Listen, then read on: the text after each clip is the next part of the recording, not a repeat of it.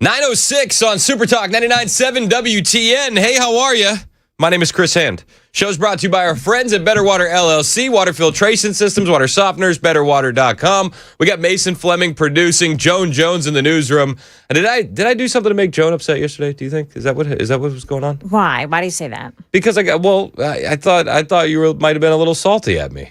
No. Because I came in and I started saying all these nice things about you, and then you just walked out of the building. Oh, I laughed. Yeah. She stormed out. I had an ear infection. Oh my god! I went home. I just went to the doctor. That's all. What do they do for ear infections the homeopathic way? It's like garlic drops or basil drops or something like that. Oregano drops. Right? No, I went that's something like that. It's basically just spaghetti sauce in your ear. Yeah. I did the antibiotic thing. You put a little spaghetti sauce in there, you'll be fine. I've heard. It's one of those. Remind me to ask you next time when I have something wrong. I'm here for you. Yeah. But instead, she just stormed out. You're filling in on her show. I said a lot of nice things about you behind your back yesterday, Joan. You did. Thank you for filling in. You did a great job. Thank you. It was great. I loved it. You have the greatest audience ever. I mean, besides the morning show, you have a great audience. We're blessed. The whole station has a great audience. Yeah. We are very, very lucky. I didn't. So yesterday I had 20 pages of prep, and I didn't get to really anything. That happened to me almost every day. That I over prepped and I had all this stuff left over. It's easy though. The news cycle is absolutely insane. Yeah. I mean, so yesterday I didn't even have the opportunity to talk about Anthony Fauci. Ooh, that's a good one. The man who is science. He's formerly known as science. He is science. Allegedly. Speaks about himself in the third person science. I mean, yeah. What are we doing here? Why isn't Fauci in prison? And I feel like I guess I should feel vindicated. I feel like we should all feel vindicated because we knew Fauci was the slime ball that we thought he was. The conspiracy theorists were right. But I'm like, okay. I don't know. Part of me is thankful for Fauci. Is that a weird thing to say? Yes. Okay. So can I tell you something? I probably wouldn't be here if it wasn't for COVID. And explain. So Virginia worked in the record industry. Mm-hmm. I have some pretty radical opinions. Okay? The record industry is very liberal. Sunshine, rainbows, Yeah. I say some pretty wild stuff. So while Virginia was working in the record industry, she was making good coin. That's just how it works in the record industry. And we had young kids, and it was, Chris, please don't say that online because people might get upset. And for quite a few years, basically from the first Trump presidency, when everybody lost their mind on the left, moving forward to COVID, it was like, could you bite your tongue on that? And when the COVID stuff started happening, Virginia thought I was losing my mind because I was working for a European jingle company at the time. We were doing radio jingles. Okay. And we were selling these jingles. You ever hear the singing, the Super Talk 99.7 WTN when they sing that? Those are all produced outside of the company by a jingle company. And you pay for those or you trade those out for commercials. It's kind of how it works. And so I was helping launch this European jingle company in America, and that's kind of what I was doing. And they wanted me to go over to the Netherlands to their home office, and all the COVID stuff started coming. And they wanted to buy a property in New York, and these guys were really serious about expanding. And I remember paying attention to the COVID stuff. I was like, I'm never going over to Europe, right? And my wife's like, what are you talking about? They're literally saying, buy your flight. I'm like, yeah, it's never going to happen. They're never going to buy a property in New York. The world's about to shut down. And she was like, you're losing it. You are absolutely losing it. I said, I'm not. I'm way ahead of the curve on this one. And she's like, no, you're insane. And I kept doing this. I basically the European jingle job, I checked out mentally because I didn't think that we were ever. It was like a foregone conclusion of mine that this is never going to get off the ground. The world is about to shut down because they're pushing this scam. So I'm saying this to my wife in the evening hours. She's like, please bite your tongue on this one. You sound insane. And I just kept going, and I wasn't stopping. And at a certain point, Virginia said, I'm going to trust you on this, but you can't be wrong. And I said, Virginia, I am not wrong. And it was maybe 2 months later, the entire world shut down. So because of that, everything starts spiraling out of control. And at the exact same time, it was like a perfect storm. It's such a God thing. At the exact same time, the record industry is getting way more satanic. Like, They had artists at her company that were openly transgender that they wanted her to push to top 40 radio, which is, it's like that should be like a family station. I know it's not, but it should be. But they were pushing like these wild artists. Sam Smith was going like just bananas and like wearing devil horns and stuff like that. Yeah. And so I said, Jen, that's what I call her behind the scenes. I say, Jenny, I said, I know that you are she had one foot out the door on the record industry at that point. I said, I know that I make you uncomfortable with my opinions from time to time because how people might think. I was like, if you let me take the gloves off, I'll have you staying at home with the kids in less than a year. And she said, okay, go for it. And I went, strap a rocket on my back, babe, we're going. And it was like literally 2 weeks later, I was producing for Dan. And then, what was it? Maybe 6 months later, I'm the media director for Turning Point USA. 3 months after that, I got like the full-time show here on Super Talk. And it was just boom, boom, boom, boom, boom. And then she's a stay-at-home mom. And it was like, that all happened because Anthony Fauci was science. No, I think that all happened because it was God approved. Yeah, I mean, that definitely helped. Yeah. But, I'm kind of grateful. I'm a little grateful for COVID. I know it sucked. Don't get me wrong. But it was like there's a silver lining in that for me and my family. That being said, I would love to see him hanged for treason. But at the same time, I don't know. It feels so removed, and it feels like this is such an old story because we already know. It's like the script leaked online, and we all knew what was going to happen in the movie. And now that it's coming out, I'm not shocked by any stretch of the imagination. I don't think anyone in this audience is shocked by any stretch of the imagination. But I guess we have receipts now, and we have the proof that they said we were crazy for believing for all this time. And huge, huge props and flowers deserve to go to Tulsi Gabbard, the director of national intelligence, who is on her way out as her husband is battling cancer. With prayers up for him. I hope that he has a speedy recovery. But one of her last acts before she closes this chapter, it was releasing all of these files. And I couldn't have more respect for Tulsi Gabbard doing this. She dropped, what was it, like a 6-minute video, 7-minute video on X. This was on the day before Juneteenth Eve, the night where you leave out all of the things for St. Floyd before he visits your home. So you gotta be a good Democrat all year long. And if you leave out your wish list for St. Floyd, you might get some fentanyl. You leave out your things for St. Floyd. Tulsi Gabbard was dropping this video. COVID pandemic. Dr. Fauci, as head of the National Institute of Allergy and Infectious Diseases, provided millions in U.S. taxpayer dollars to fund dangerous gain-of-function research on bat coronaviruses at the Wuhan Institute of Virology, work which is now widely viewed as the source of the unintentional lab leak that sparked the pandemic.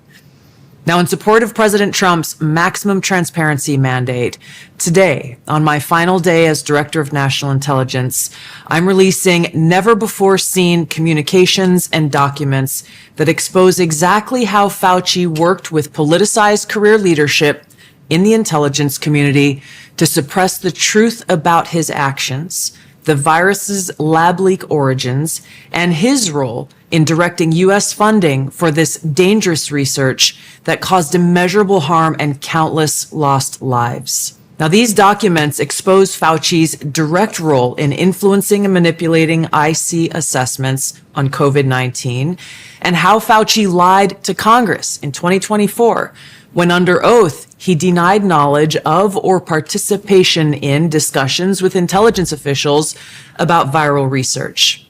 Now, I think it's important to point out that while Fauci is the bag man here, there's a lot of individuals that were working behind the scenes in coordination with Dr. Fauci that also need to be brought up in a Nuremberg 2.0 style trial for what they put the entire world through.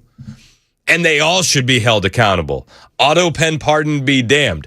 The New York Post has this. Spy agency quashed complaint against Fauci for lying to Congress about gain-of-function research, documents show. Outgoing Director of National Intelligence, Tulsi Gabbard, released a trove of files detailing Anthony Fauci's role in the COVID-19 pandemic, showing that officials protected him from a whistleblower complaint alleging he lied to Congress about gain-of-function research after he suggested pangolins. Remember the pangolin? It was a pangolin! You bigot! What are you doing? Post the black square. It was a pangolin. Everyone knows it was a pangolin from the wet lab. They called us conspiracy theorists. What do you mean? They're engineering these germs and these vaccines in these labs, you conspiracy theorist. It was clearly the pangolin. Obviously. So the spy agencies had the whistleblower saying, I don't know if it was the pangolin. I don't know. And they said, shh.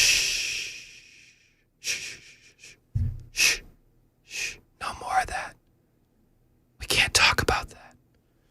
They all need to go to jail. They all do. Couldn't see grandma. My grandmother's boyfriend at the time, we called him Grandpa Frank. Not my grandfather who passed away earlier, but she was lucky enough to find a companion later in life. Grandpa Frank, he had to die alone in a nursing home. That's totally fine. Shut up. Stop asking questions. It was a pangolin. Oh, but there were whistleblower complaints saying, I don't think it was the pangolin. Oh, basically anyone who paid attention on the internet knew it wasn't a pangolin. Oh, weird. They all need to go to prison. And you know what? Prison is a moderate, sweet solution. If we did the real solution of what these people deserve, it would be a lot messier, and everybody knows it. Don't forget what they did to us. Like I say this story before, where it's like, yeah, there is a silver lining, and God will use evil for good, and God can't be stopped. Like there's always, like, he won't waste your pain, and that's why I told that story in the beginning of it. But I also like justice. I like justice a lot. And I think everybody has these stories because of what Fauci and these lunatics did to us. And I think a lot of Americans would like some justice. My brother-in-law couldn't bury his grandmother. So I wonder what his idea of justice would look like. And I'm not the only one with these stories.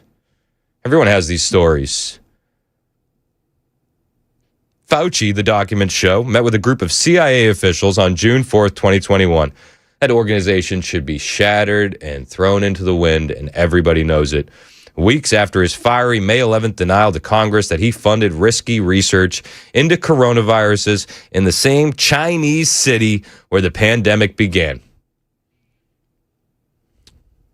While briefing the CIA, Fauci keyed in on specifics about the Wuhan Institute of Virology experiments on pangolin samples, according to a summary report. Dr. Fauci was particularly interested in the Wuhan Institute of Virology's work on pangolins and asked for specific types of the experiments the Chinese were conducting on these samples in the fall of 2019. Another document said that the meeting that Fauci gave said of the meeting that Fauci gave the impression that he was presumably not tracking the research. It does not describe Fauci raising any alarms about the research he was funding at the same lab in Wuhan, including work by the nonprofit EcoHealth Alliance that modified at least 3 bat coronaviruses and found they became much more infectious when human type receptors were added. The Gabbard release files do not appear to expand on what is known about Fauci's funding for the Wuhan lab. The release comes just a month after Fauci survived the 5-year deadline for criminal charges to be filed against him for allegedly lying to Congress. Can't do anything about it. Or can we? I think they could find some creative ways. What they did to the American people, what they did to the globe, I mean the global population, can't be forgiven. And this whole way we have moved into the future and conveniently forgot everything they did to us during the pandemic. I mean, we haven't even gotten into the forced experimental vaccinations. We haven't even talked about that. Can't be forgiven. It can't. We need to make an example out of these people. And we're going to talk about it. Phone lines are open for you, 615-737-9986. You're welcome to join the show. You're welcome to text the show. We're live on YouTube and Rumble as well if you want to watch some of this stuff. We got videos for all the audio you hear on your radio. We'll be back in moments. Don't forget, Fauci was a superhero. Don't forget, the mainstream media is just as complicit as all of these intelligence agencies. Don't forget what they said to you because you didn't want to take a vaccine. You got fired from your job.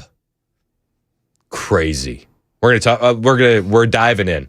I had a stack of prep on this yesterday that we didn't get to. We're going to get to it today. This is a story too big to ignore. Although it seems like CNN can ignore it, CBS can ignore it. Has ABC done a story on this yet? Weird. 923 Super Talk 99.7 WTN.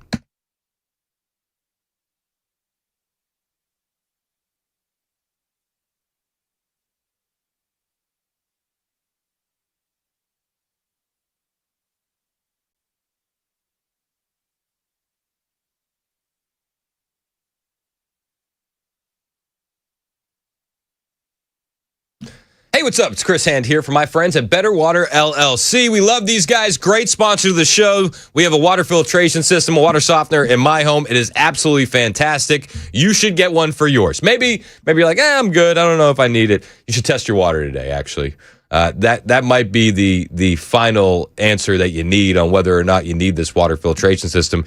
You could have some nasty stuff in your water. We're talking sulfur, iron, chlorine, bacteria, even E. coli. Now, Better Water will test your water for free. If you have any of the nasty stuff in there, well, then they offer a range of options. They got reverse osmosis, specialized filters, UV lights, you name it. Better Water can clean it up. The water softeners are amazing as well. My wife is always like, wow, the water softener is actually making it easier to do laundry. And we wouldn't have ever thought of that. It's really nice. They're a local company based right out of Smyrna. They'll test your water for free today. 615-355-6063, 615-355-6063, or you can always find them online, betterwater.com.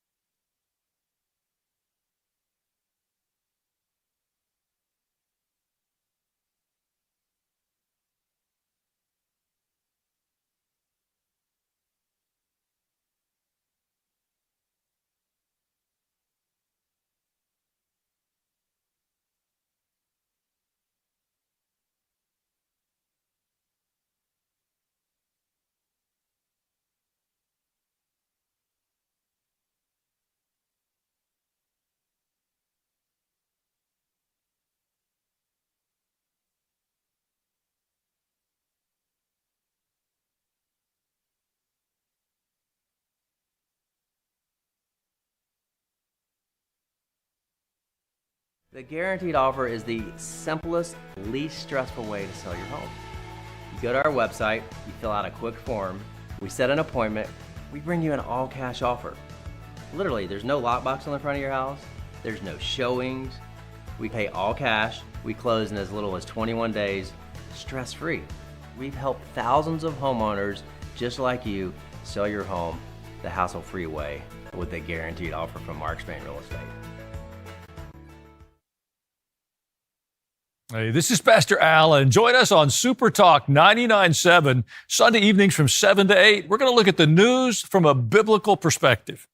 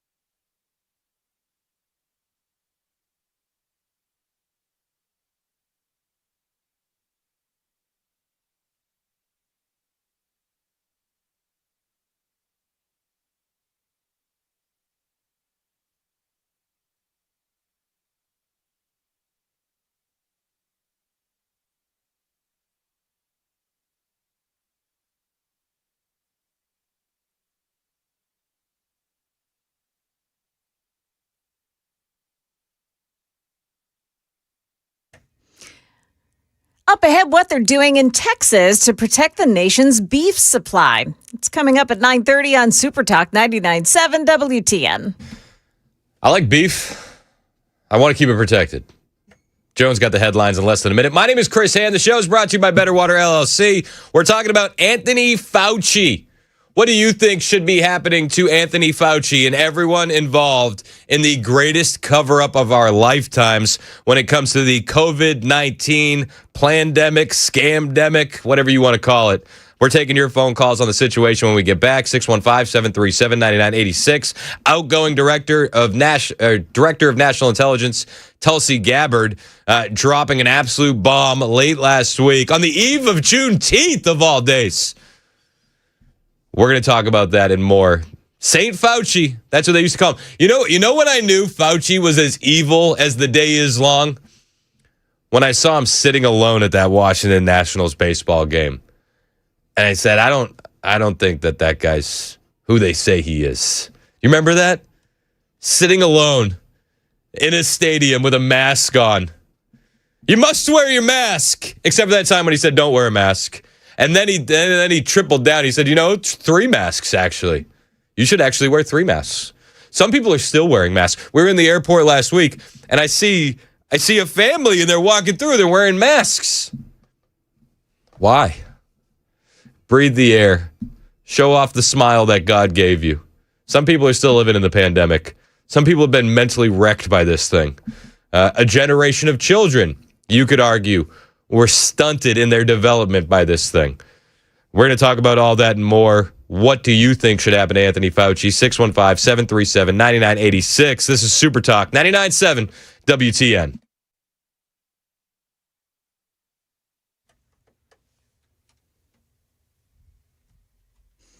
Good morning. I'm Joan Jones with your top stories. And in Washington today, members of the House of Representatives, they'll vote on a housing bill that's already passed in the Senate. The measure will loosen regulations to encourage more home construction, open up funding to convert abandoned buildings into new housing, and ban Wall Street investors from buying single-family homes so those homes can instead be sold to families.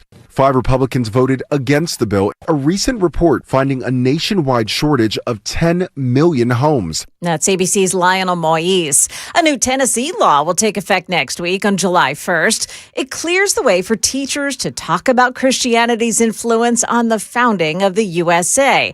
It's called the Charlie Kirk American Heritage Act, and it was sponsored by State Representative Mark Cochran. I think it's almost impossible to teach American history without acknowledging Christianity's impact on it. The law allows teachers to discuss topics, including the Mayflower Compact, references to divine authority and the Declaration of Independence, the influence of religious leaders on the nation's founding and history of the national motto, "In God We Trust." The primary motivation for the legislation was really just some reassurance for our teachers to make sure that those folks who want to teach these concepts, that they know that there's nothing wrong with that. That's News 2's Kelly Milan reporting. The full court presses on to contain the New World screwworm to a few counties in West and South Texas. That parasite's been detected in cattle, sheep, and goats in 8 Texas counties and a dog in New Mexico. So far, 16 animals have been found to be carrying the parasitic larvae.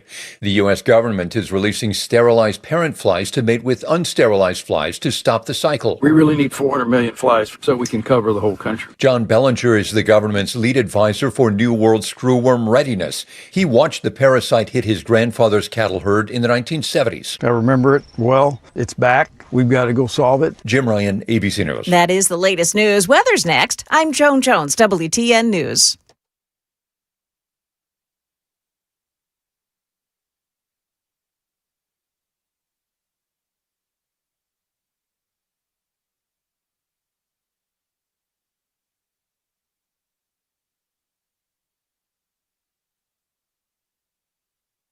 Hey, what's up? It's Chris Hand here for my friends at Busy Bee Plumbing, Heating, and Cooling. We actually got the guys at Busy Bee over at my house this morning. Shout out to Rich. He's there doing a little backflow test that I guess we didn't do in time. I got a letter in the mail. Like, you got to do a backflow test. All right, we'll do the backflow test. And we got a leaky handle on a bathtub that's been bothering my wife. So let's knock them both out. Busy Bee can do essentially everything when it comes to plumbing, heating, and cooling. Right now, if you need a new AC unit, these are the guys to call. You purchase a new home air conditioning system during the month of June, you're entered to win a free 3-day beach getaway. Busy Bee covers your gas, your lodging, 2 meals a day. One lucky winner is going to be announced at the end of the month on their Facebook page. Find Busy Bee on Facebook, hit like. That way you'll be able to see if you won if you purchase a new home AC system. You need plumbing service, you take $100 off any plumbing repair over $500. For a limited time, you'll receive a free Yeti cooler with any whole home drain repipe or water repipe project. The beach getaway drawing is open exclusively to customers who purchase that new AC system in June. One winner will be selected. Restrictions do apply. Call Busy Bee today, 615-775-7833, 615-775-7833, busybeehvac.com.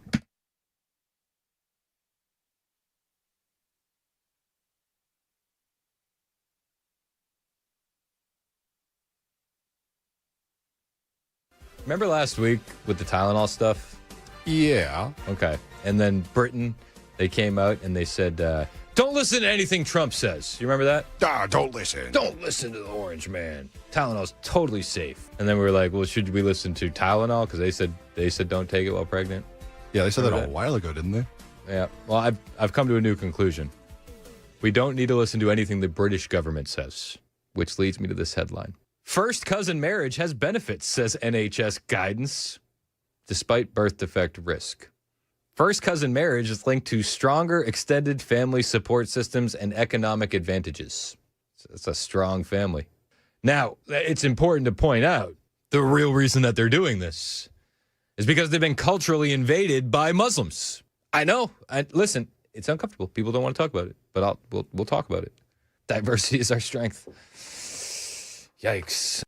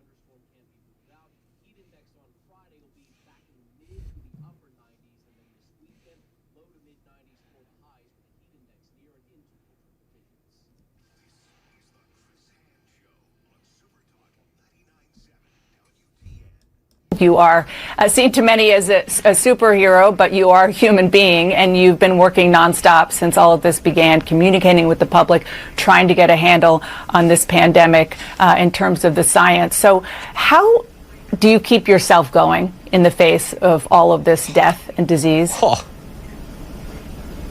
You know, Dana, it's really just focusing on the enormity of the problem and the fact that I do have a role in the response to this problem. And He had a role in the problem, too. whenever that happens, you've got to focus like a laser beam on what the goal is to end this terrible outbreak that we're going through.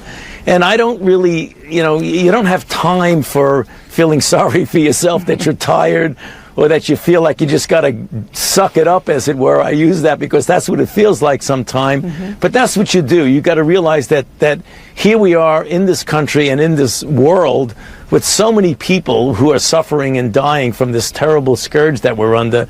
So let's just get it over with. And when you do that, you just focus and go for it. And everything else becomes secondary. Stunning and brave. 39 minutes past the hour. Super Talk 99.7 WTN. My name is Chris Hand. The show's brought to you by Better Water LLC. The media said that you were a conspiracy theorist. The director of national intelligence on her last day in office says that you were actually right all along. Weird. We knew it. We knew it. Everybody knew it. But the media told us that Fauci was a superhero. How do you do it? Oh my God. Do you remember the fawning over this guy? Oh, Anthony Fauci. Saint Fauci. We don't deserve him. We don't deserve him. Well, that's very good advice. Certainly, healthcare workers are doing that in hospitals across the country as we speak, and we appreciate your service. Happy birthday to you, and you've got a lot of work ahead in the... Thank you for your service. Oh, Anthony Fauci. This has nothing. We're not even broaching the topic of what he did during the AIDS pandemic. Didn't he kill a bunch of dudes that had AIDS?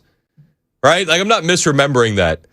No, absolutely. Like, he killed a bunch of dudes with AIDS. Not Magic Johnson. Stay positive, guys. Stay positive. Biden administration in 2021 and beyond. Thank you, Dr. Fauci. Thank you, Dana, for having me. Appreciate it. So stunning. So brave. Thank you for your service. The mainstream media is completely silent on all of this because the mainstream media is completely complicit in all of this. I mean, and it's not just Fauci. Like, we can point the finger at Fauci, but Birx, Dr. Rochelle Walensky, they're all complicit in it. I think you can make the argument Mike Pence was complicit in it. Remember when Trump wanted to reopen the country by Easter? And then Pence was like, pump the brakes. This is becoming a pandemic of the unvaccinated. A pandemic of the unvaccinated. This is an epidemic that's occurring in the unvaccinated. That was the sequel. Once the vaccine that they probably made alongside the virus, according to conspiracy theorists, was released to the public, well, then it was a full court press for you to get vaccinated, because if you don't, well, you're a bad person. And they all said it. We're seeing a pandemic among the unvaccinated. This is becoming a pandemic of the unvaccinated. Pandemic of the unvaccinated. This is a pandemic of the unvaccinated. We have a pandemic among the non-vaccinated. We have a pandemic because of the unvaccinated. We could have had this under control. We were well on our way. And the only people that you can blame, this isn't shaming, this is the truth.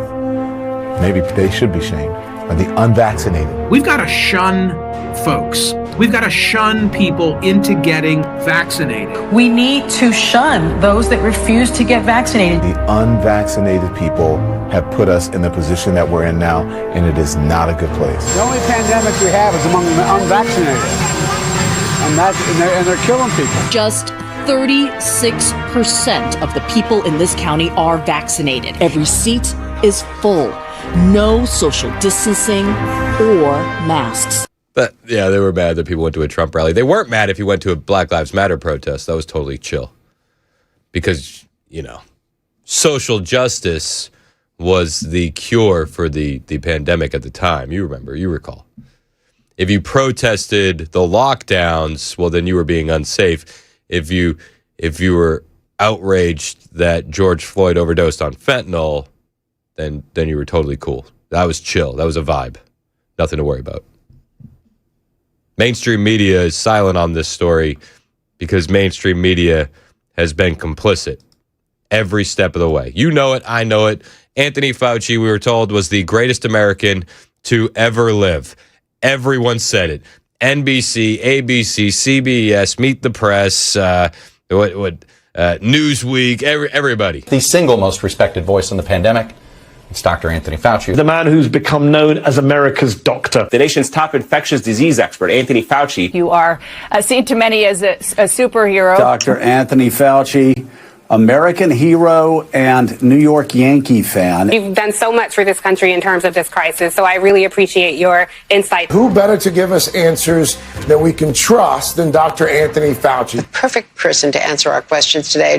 Yeah, I mean, who would you trust more than the guy that was funding the research, right? Joining us now, Dr. Anthony Fauci. Dr. Anthony Fauci, appreciate your candor. Dr. Fauci, appreciate the candor. We appreciate your service to this country. We appreciate your service. Thank you for your service. Thank you for your service. Greatly appreciate your service to America. Thank you for your 37 years of service, I believe, to 7 presidents, and thank you for your work over the past year. The great news is you're sticking around in the Biden administration. We are so grateful to you, Dr. Fauci, for everything you do. Thank you so much for everything you do. Thank you very much for everything that you do. Thanks so much for the work that you do. Thank you very much for the reassurance and, as always, for all of your public service. Thank you, Dr. Fauci. Thank you, Dr. Fauci. Thank you. Guys, don't focus on the lies that he told us. Come on. And those were apparent from the start. Everybody knows Fauci was lying through his teeth. Remember when he told us that we didn't need masks, and he told us we did need masks? I mean, let's go down the line. Remember when he told us that the vaccine is totally Gucci? You're not gonna get COVID. You're not gonna give COVID. Come on, man. It's a vaccine. Okay, maybe you'll get it. There's a chance. There's a chance. See, this vaccine wears off. You need a booster. Okay, you are probably going to give it to grandma, but it's not going to be as bad, right? That's pretty cool. So your job was only threatened because, well, your job was threatened because you need to get a less worse version of COVID. But they're really criticizing science because I represent science. If you're vaccinated, you really don't need to worry about getting it in a way that's serious or transmitting it. That is true. That is correct, Chris. It'll either protect you completely against infection, and the chances are very likely that you'll not be able to transmit it to other people. I mean, they memory hold this stuff. The risk is extremely low of transmitting it to anybody else. Full stop. Vaccinated people are clearly capable of transmitting the infection. On masks. Remember the mask? When you're in the middle of an outbreak, wearing a mask might make people feel a little bit better. If people are not wearing masks, then maybe we should be mandating it. I often myself wear 2 masks. 2 masks. I'm quoting you now. At the population level, masks work at the margins maybe 10%. Weird. To hear that they only work at the margins maybe 10% would make a lot of people ask, okay, then why was I wearing a mask? You're really attacking not only Dr. Anthony Fauci, you're attacking science when you say that this is going to go away tomorrow like magic, when you know that there's no chance it's going to just disappear. We hope this just goes away, burns itself out. Herd immunity, remember herd immunity? So my question is, why weren't you straight with the American people about this to begin with? So the bottom line is, it's a guesstimate. I gave a range. It seemed in that quote to suggest that you were basing your recommendation on polling and what people could accept. Is that not what you meant? No, I mean, it's a bit of that. We're seeing all of these school closures around the country. Is that the right move for children and families? You know, and I think what's going on right now is generally an appropriate approach. You want to start doing something to socially distance yourself. How dramatic that is, closing schools and doing other things, should be proportionate. It went too far, that particularly for kids who couldn't go to school except remotely, that it's forever damaged them. Well, I don't think it's forever irreparably damaged anyone. The U.S. Surgeon General has called it an urgent public health crisis, a devastating decline in the mental health of kids across the country. According to the CDC, the rates of suicide, self-harm, anxiety, and depression are up among adolescents. And the record will show, Neil, that we didn't recommend shutting everything down. First of all, I didn't recommend locking anything down. I recommended to the president that we shut the country down. And that was a very difficult decision because I knew it would have serious economic consequences, which it did. Yeah, and a lot of people think maybe that was the reason for everything in the first place. That this was released intentionally to destroy the economy and make it harder for President Trump to be reelected in 2020. That's just the theories. I don't know if that's the case. What I do know is that Fauci has lied every step of the way. Fauci funded this research as exposed by Tulsi Gabbard. Fauci should be in prison. Everybody that helped cover this up should be in prison, and that's the moderate solution. That's probably too good for them. What they did to our families, what they did to our loved ones, what they did to our kids, the suicide rates, the drug overdoses, the alcoholism exploding, all of that needs to be taken into account. The collateral damage needs to be taken into account for what this man did. Mr. Science. Steven in Nashville, what do you think? Steve, you there? Put Steve back on hold. Let's go to our friend Robert in Nashville. What's up, Rob? Hey, how you doing? Good. What do you think? Well, you get to meet a vindicated conspiracy theorist. Yeah, I mean, but we all knew this, right? Like, this is one of the things about this story that kind of bugs me. It's like it feels like it is just rehashing old talking points because we've all been hip to the game for a while now.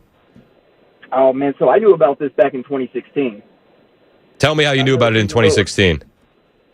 So when I was in college, I was studying cybersecurity and cyber warfare, and so I got into a few things. Like I started studying Silk Road and all that, and I stumbled upon an article from I think it was 2012. The Obama administration sent $8 million. It was something around that. It was around $8 or $11 million to a Wuhan lab, the NIH, for gain-of-function research. So I was studying that. I was like, why are we doing this? China's not our ally. Why would we be doing virology studies in Wuhan, China? And this is something that happened then, but they released it in 2016, so I was already hip to the game.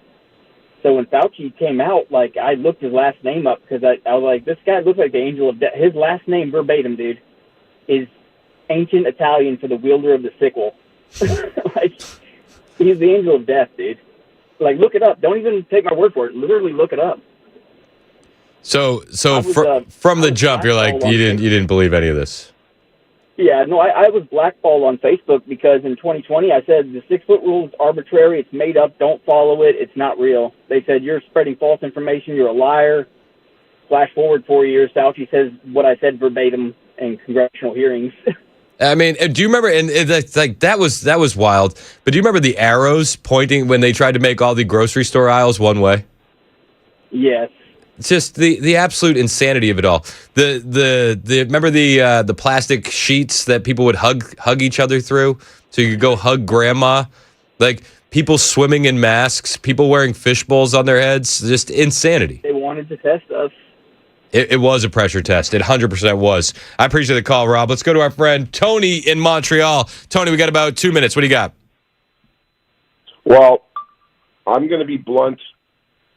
Fauci, I am Italian, and I don't know what his name means in Italian, but I'll tell you what I know. He's Joseph Mengele. He's the concentration camp doctor that killed people, but Dr. Joseph Mengele took lessons from Fauci because the numbers of people that this supposed doctor is responsible for are in the millions of people, Chris.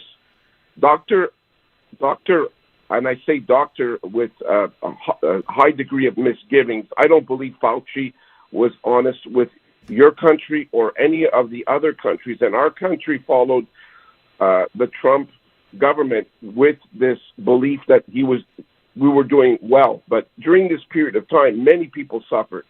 And your country in particular got even more dystopian when the truckers started protesting. They shut down their bank accounts. And Chris, if not for those truckers that spent almost months out in Ottawa, and some of them were convicted for just exercising their right to object to Trudeau, the dictator, and Carney, the carnival huckster, all of these people should be in jail. They all profited. Carney is a billionaire. Trudeau gained something like, he went from having a value of $2 million personally to close to $500 million. Poilievre, the conservative guy, was a deadbeat out of university, worked for the former prime minister, had zero in his account, now has about $25 million. So, Chris, all these cash corruption, criminality people involved in elitist politics, very similar to Starmer, very similar to the Scottish minister who is pontificating, saying that the grooming gangs don't exist, that Pakistani militants that were raping people in the rounds of 250,000 women in those countries. All of this, okay, is because they believe we're sheep. People like you that are getting this sort of a backlash to or not promoting, but giving us a voice. And a lot of people are frustrated, Chris. Those truckers, the Canadian population, even Carney is not an elected official. He was appointed leader. He was never elected. He was following Fauci, and Fauci made millions out of this. How much money did all of these low-level, low-hanging fruit politicians make money? AOC, Brandon Johnson, Walsh, Ellison, the rest of them, Newsom. Yeah, I mean, and then especially in this country, you bring up Waltz, and you could go right into the and I appreciate the call. You can go right into the COVID fraud that we're seeing, the feeding our futures fraud. I mean, COVID was the catalyst to bilk millions upon millions to billions of dollars out of the taxpayers with some of those fraud schemes. I mean, you're absolutely right. I hope that they all face justice. That way we can look them in the eye and say, was the money worth it? It's 9:55. My name is Chris Hand. I got to tell you about my friend Aaron Parker over at Parker Safes and Vaults. They're a veteran-owned, family-run safe and vault door business right here in Middle Tennessee. Let's be honest, a lot of us want a safe, but we've been putting it off because we have to figure out which one to buy, where to put it, how to get it installed. This is exactly what Aaron and his sons are going to help you take care of. They'll help you choose the best safe for your needs in your budget. They'll offer advice on the best place to put it. Then they'll deliver it, and they'll carefully install it discreetly and professionally themselves. Aaron told me they got some great deals going on right now. Plenty of safes in stock, not filing cabinets that can be tipped over and pried open by a teenager. Real safes from brands like American Security, Rhino, Liberty, Heyman, and more. You should get yourself a safe today. Don't put it off any longer. Call Aaron, 931-842-6445. You're going to be glad you did. 931-842-6445. You can always learn more at parkersafes.com. And don't forget, when you buy a safe, mention the Chris Hand Show. Get a free pistol safe while supplies last. That's parkersafes.com.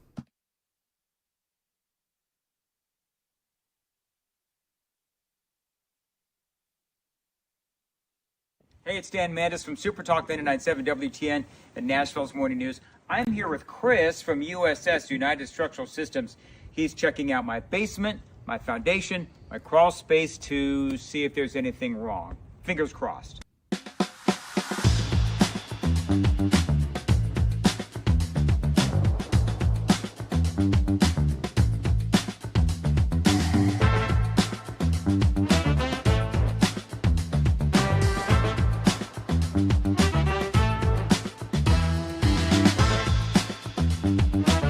All right, so there's good news and there's bad news.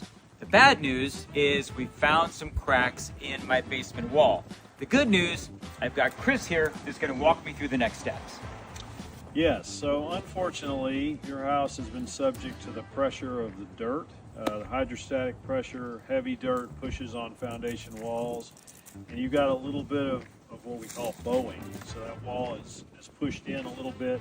We have a lifetime warranty solution for that. So we install, usually in a day or two, this can be done in most situations. We install carbon fiber straps, which keep the wall from moving inward at any point in the future. It's a lifetime warranty for anybody that ever owns this house. So it's a quick and routine thing that we do, but it yields some long-lasting benefits. It's a great selling point if you want to sell your house.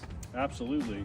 Good thing about our warranties is they're not only transferable, like the contract says, they're automatically transferred when you sell your house. So you don't have to sign any paperwork or even send us an email saying that you sold your house.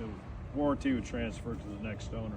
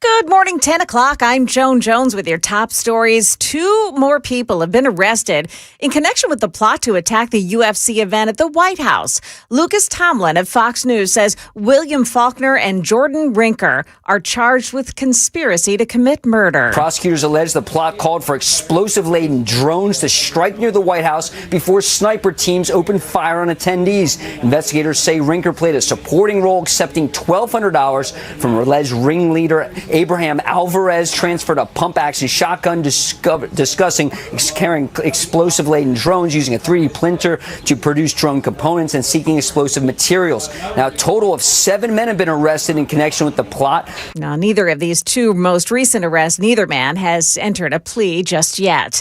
There's a noticeable police presence at the Lincoln Memorial reflecting pool as more evidence emerges that it's been vandalized. Here's Press Secretary Carolyn Levitt. These deranged leftists in algae costumes with Team Algae on their backs. What does that even mean? Only the Democrats could hate beautifying our nation's capital and making it a symbol of pride again. Now, President Trump said yesterday he has photographic proof of someone cutting a 350-foot gash into the pool's bottom coating. A federal judge blocking the Trump administration from using certain immigration databases for checking the accuracy of state voter rolls. Last year, DHS revamped the system it uses to verify people's citizenship and immigration status to make it easier for state and local officials to make sure voters were U.S. citizens. Well, the judge in this case, her name is Sparkle Suknanen in Washington, D.C., sided with advocates who urged that the overhaul made it less accurate and risked disenfranchising voters. Happening right now, the trial has begun now for former pro football scout Blaze Taylor. Here's News 2's Haley Wilgus. Taylor is the former Titan scout accused of poisoning his girlfriend, Jade Benning, killing her and their unborn child. A toxicology report revealed Benning had cocaine in her system and that the medical examiner testified that it was more than could be accounted for by recreational use. That is the latest news. Weather's next. I'm Joan Jones, WTN News.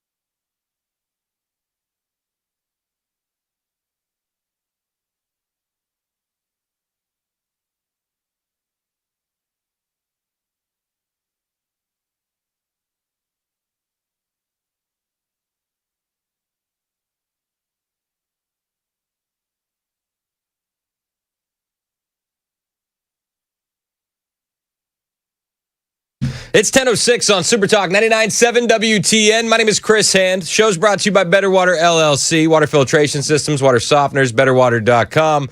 I'm reading all your texts about Fauci. I didn't realize people had such a negative feelings towards Dr. Fauci. This is news to me. You're telling me for the first time.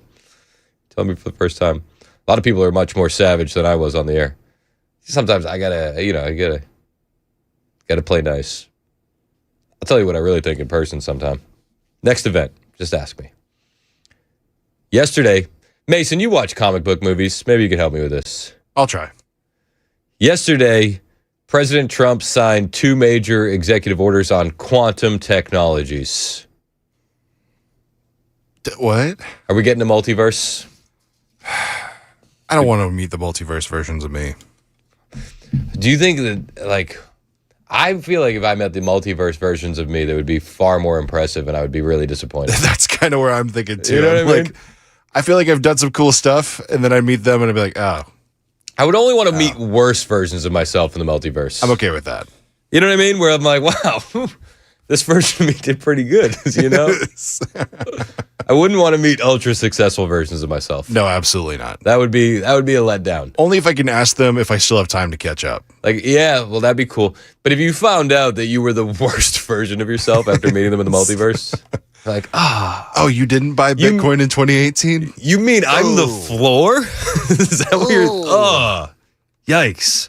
All right. So he signed 2 executive orders on quantum technologies. Thank you very much. And today I'm signing 2 very important executive orders on quantum technologies that will strengthen America's place as the world leader in this very important emerging field. I want to thank Secretary of War Pete Hegseth, who's with us, Secretary of Commerce Howard Lutnick. Yuck. I'd still think Howard Lutnick should have been fired. I do. But on the quantum technologies executive order, what are they? The first one is pushing America to lead in quantum tech, innovation and building stuff. I put this into AI. I said, can you explain this to me like a human? Can you just do that? Can you do that? Because I don't know. And it said quantum computers are super advanced machines that use weird physics rules, quantum mechanics, to solve problems way faster than regular computers. They're not here yet at full power, but when they are, they could revolutionize creating new medicine, designing better materials, improving AI, and other huge scientific breakthroughs. They say what the first order does is it updates the country's overall plan for quantum tech, and it sets some big goals. First quantum computer powerful enough for real scientific research by 2028, likely at a Department of Energy lab. This would be a major milestone. It's going to push for the development of quantum sensors. These are very sensitive detectors for things like navigation without GPS, detecting hidden stuff from space, etc., and quantum networks, ultra-secure communications. I don't know. Am I a conspiracy theorist for thinking that the military already has a lot of this stuff? Yeah. Am I? No. I think you're right. Right? We dump a bunch of money into their research all the time. Is this just low-key disclosure of what we already have had behind the scenes? Probably. It says it calls for training more American workers in the field and helping companies turn the research into real products and businesses. So, it's taking the super secret military stuff and bringing it to the public sector. Yeah. Just opening it up for everybody else. I could be wrong. I'm just that's how I'm looking at this. In short, the first executive order is going to win the race to build game-changing quantum tech and keep it safe from rivals. The second executive order, protecting against quantum cyber threats, security, and encryption. Future quantum computers could break today's best encryption, the codes that protect bank accounts, military secrets, emails, etc. This is called Harvest Now, Decrypt Later. Bad actors could steal encrypted data today and crack it once they have powerful quantum machines. So what the second executive order does, it speeds up the switch to post-quantum cryptography. New, stronger encryption that makes even quantum computers, makes it hard for them to break the encryption. It sets deadlines for federal government systems, aiming for key migrations by 2030 or 2031, faster than previous targets, and it prioritizes protecting critical stuff like power grids, water systems, and other infrastructure. In short, they're getting ready now so quantum computers don't wreck our cybersecurity later. Is that making sense? I guess that makes sense. But again, jump ahead. Yeah, they say it matters because these build on earlier U.S. efforts to ramp them up without clear deadlines, focus on both leadership, offense, and innovation, and defense security. The goal is to keep America ahead of competitors like China in technology that could easily reshape the economy, medicine, defense, and daily life. These they're not laws passed by Congress, executive orders, yada, yada, yada. You know that. The Energy Secretary, Chris Wright, was asked to explain what was going on, again, in layman's terms. Yes, thank you, Mr. President. So 141 years ago, Albert Einstein, 121 years ago, Albert Einstein published a paper Nobody cares. I mean, that's kind of how I feel. Just good response. Nobody cares. Nobody cares. I mean, this executive order signing, I don't know. I'm like, okay, cool. Okay, cool. I'm too smooth-brained to know exactly what this means. The best reference point I have is comic book movies. Yeah, this is where I would reference the silent staff. If you guys have any information. The vast staff. The vast staff. The vast staff. Yeah, I mean, if you're a quantum computing guy and you can explain this in a better way for me to understand it, by all means, 615-737-9986. Does this mean we're going to get to Mars sooner? Do you think it does? I don't know. You know, process the distance a little more. I mean, I think I would just fall back on the nobody cares. I mean, do you care about going to Mars? Not really. I don't either. No, I don't. Pretty comfy here. Colonize the moon. I would be more excited about taking Greenland than I would be about colonizing the moon. Fair. Figure out how to make life sustainable on the moon first, then make the journey to Mars. If you really want to go there. If you watch some weird videos on Instagram, they tell you that's what's going on the backside of the moon. I've seen it. Have you seen the weird videos on Instagram? I don't know, man. Like I've seen the backside of the moon too. Not to brag. No, I'm just kidding. Here's the thing. You go down those rabbit holes, all the weird videos. I'm like, how do you know? Yeah. So you're just guessing. I don't know. I've never been able to zoom out. I don't know. Maybe. My phone camera don't go that far. Maybe. It'd be cool. It'd be cool. Yeah. But I don't really believe it. Yeah. I mean, we haven't even been there yet. Yeah. Einstein published a paper. Nobody cares. Yeah. Nobody cares. I like this executive order signing was really just a platform to get questions from the press. Yeah. And do you know what the reaction from the press was on the executive orders? Einstein published a paper. Nobody cares. No, they wanted to talk about Iran and Israel. Yeah. No, nobody cared about it's great on the computer stuff, super cool. What's going on with the other stuff that actually we care about? Yeah. I'm interested to see if they bring this up just to be like, hey, we did acknowledge this, and then it does end up being something like a lot bigger further down the road. What could I don't know what it could be, but this could be the tie back that it comes back to. They bring it up now and they go, well, we did address it then, but we were so distracted by the Iran-Israel stuff that we don't address it now. I don't know. Just throwing it out there. I mean, nobody cares. Albert Einstein published a paper. Nobody cares. Nobody cares. Fair enough. I'm tired of the computer stuff. Yeah. Let's go back to stone. Yeah, dude. Pen and paper. Bro, throwing rocks. Skipping rocks. You actually do better remembering things if you actually write it down. Yeah. Not typing, writing. But again, this was just an avenue to get to questions from the press. Yeah. They had the executive order signing in the Oval Office. President Trump always takes questions from the press. You can knock him for a lot of things. And I don't think that he should be free of criticism the way some Trump voters think that he should be. I think that we should all be able to criticize the president. Any president. That's kind of like the best part about being an American. So he shouldn't be free of criticism. One thing that I don't think you can ever criticize this president on is his ability and willingness to take questions from the press off the cuff, whatever they want to ask about. Nobody cared about the quantum computing executive orders, but people did want to know about what's happening with the latest on the Iran, Israel, it's a bit of a kerfuffle. I don't know if you've been paying attention. I think that's how I would classify it. It's a conflict. It's a kerfuffle. It's a kerfuffle. One individual asked him about the Strait of Hormuz. Is it officially open? What's it looking like? How's it going out there? And President Trump said that we actually had more oil yesterday, this was yesterday, so it would have been the day before, than we've ever had go through the strait in one day ever. Hormuz Strait, we took in more oil yesterday than has ever gone through the strait. You probably see that we have an oil gusher. The strait is totally open. You know that, and we're negotiating. We'll see how that all goes. But we have two things: we have an open strait, and we have a country that will never have a nuclear weapon. Will never, ever have a nuclear weapon. So a lot of oil going through. If you're looking at the oil prices, WTI crude, $73 a barrel, down. It's down a little bit from yesterday. Brent crude is at $77 a barrel, also down a little bit.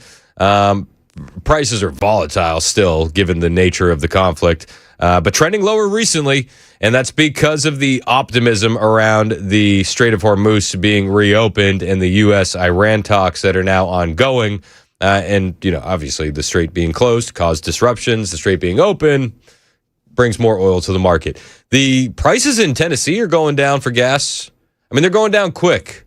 The average price of regular unleaded in the state today, $3.48. I've seen it lower than that. I don't know if you've seen it lower than that.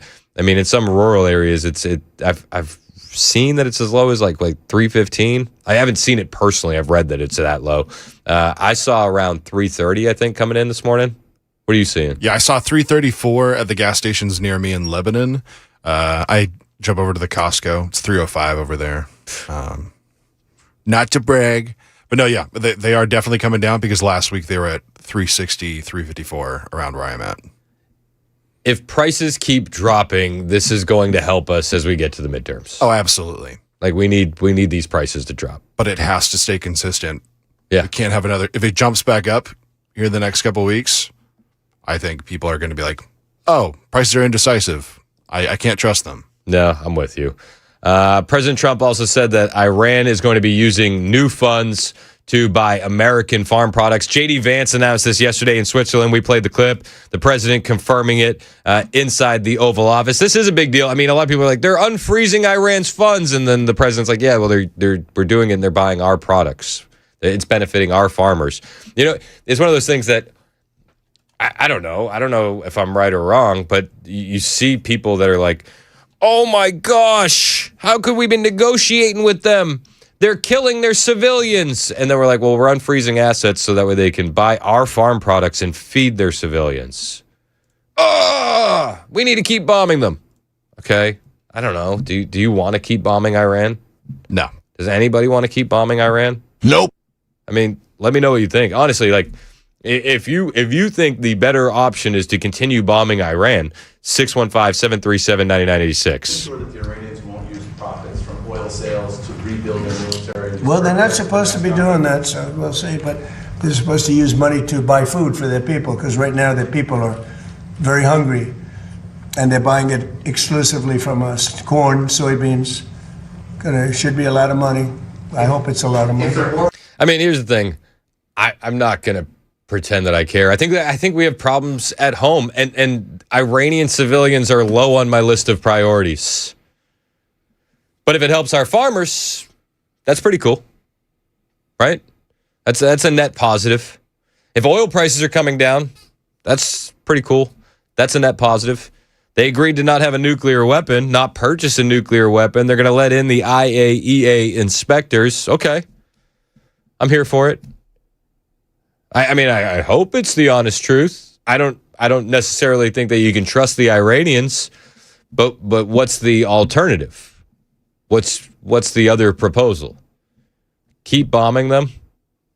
Continue to have high gas prices? Conflict in the region? Is that the right route? You tell me. 615-737-9986. We'll get to more questions from the president inside the Oval Office yesterday. He was answering them fast. Very, very fast. A lot of questions.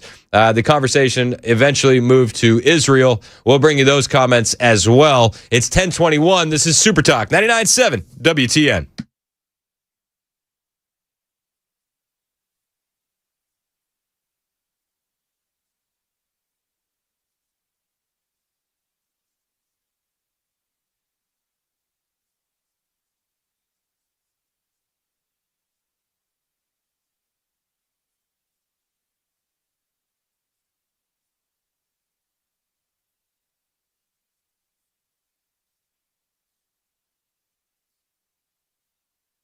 what's up? It's Chris Hand here for my friends at the Glock store. They always say all Glocks in stock. It's not a slogan. That's a lifestyle at the Glock store. They carry all the latest U.S. models, but they also have incredibly rare imported military and law enforcement officer-specific Glocks that you can't find anywhere else in one store. Right now, they've got the European Hunter G45, the Thai Commando G19, the French military G17, the FBI issued G19, and the super rare Gen 5 Cutaway Euro Edition. I don't know which one sounds cooler.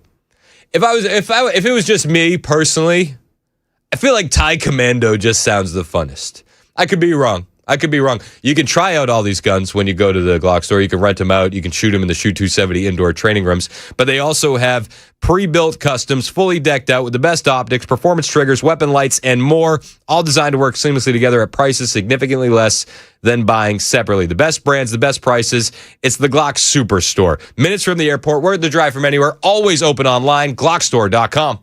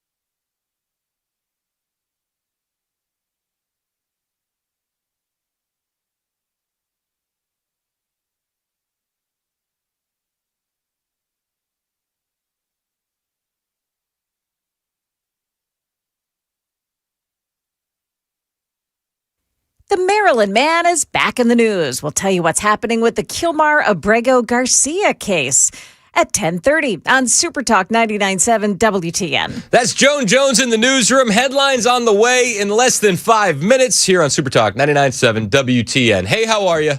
I'm Chris Hand.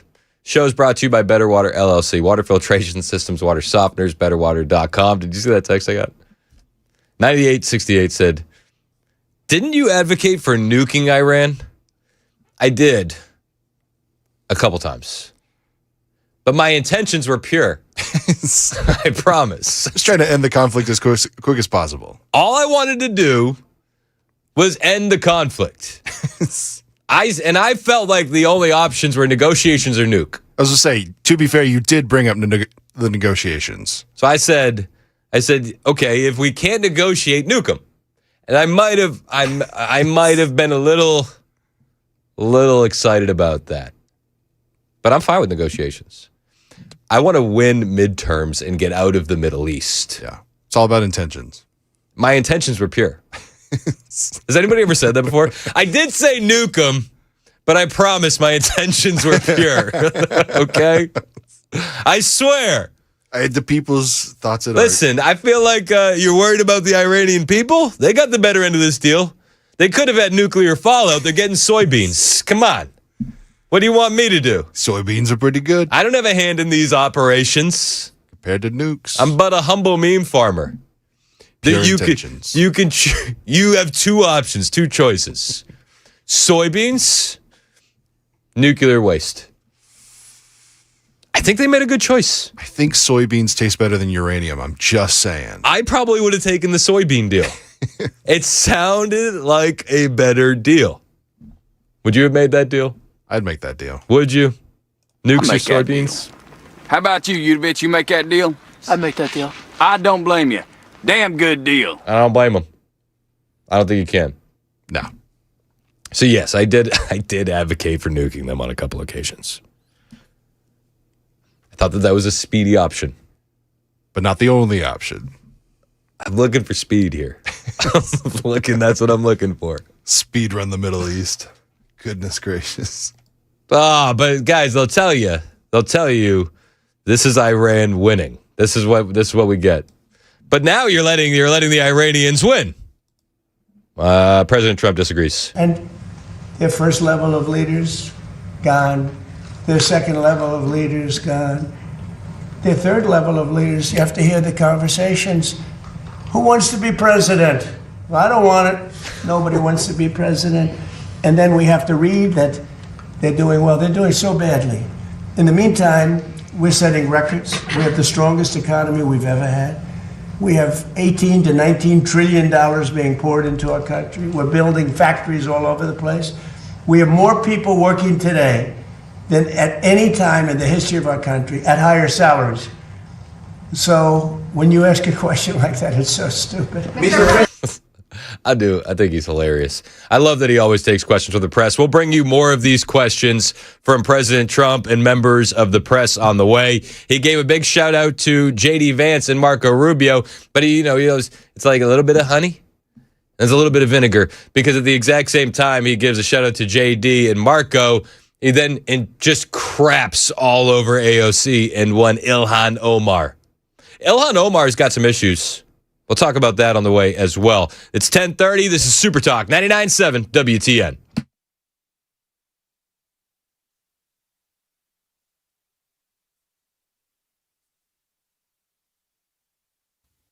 I'm Joan Jones with your top stories. A teenager who was taking part in a racing event at a racetrack in Lewisburg on Saturday was killed when his car was involved in a crash. It flipped over on top of him. It was probably the most horrific accident that I've seen at a track. It's just the way the cars hit and the momentum when they started flipping, and I don't think you could have created a worse accident than what had happened. That's Duck River Raceway's Russell Booth. Witnesses said 17-year-old Bentley Potts was apparently not wearing a seatbelt. He was ejected from that vehicle. A freak incident with a Tesla that ended up with the death of a woman inside of her home, and now it's been explained. Investigators say 44-year-old Michael Butler has told them that his Tesla Model 3 was in self-driving mode when it accelerated down a suburban street and crashed into a house, killing the 76-year-old woman inside.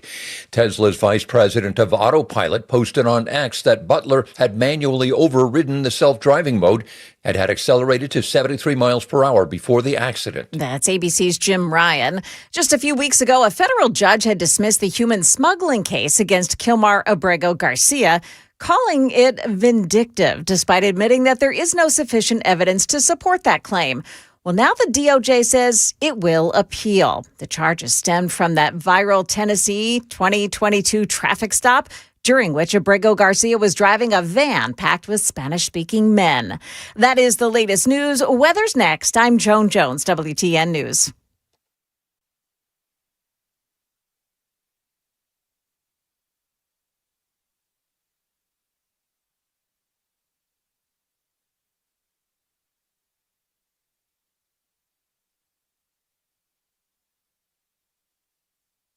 Hey, what's up? It's Chris Hand here for my friends at USS. Waterproofing and foundation issues, both things that homeowners don't want to deal with.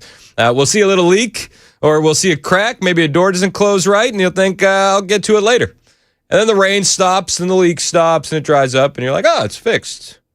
It never actually is fixed. The problem usually gets worse, and when you say you're going to fix it later means more expensive. This is why you can trust United Structural Systems. They've been doing this work here in Tennessee since 1994, and what I appreciate is their approach. No scare tactics, no overselling. You're not going to get a sales guy at your house. You're going to get an expert. They're going to take time to inspect your home, explain what's going on, and tell you the truth. Now, if it's waterproofing, they can handle that so easy. If it's foundation issues and you need repairs, they'll explain exactly why. If you don't need repairs, well, they'll just say that, and then they'll say, have a great day, sir. Have a great day, madam.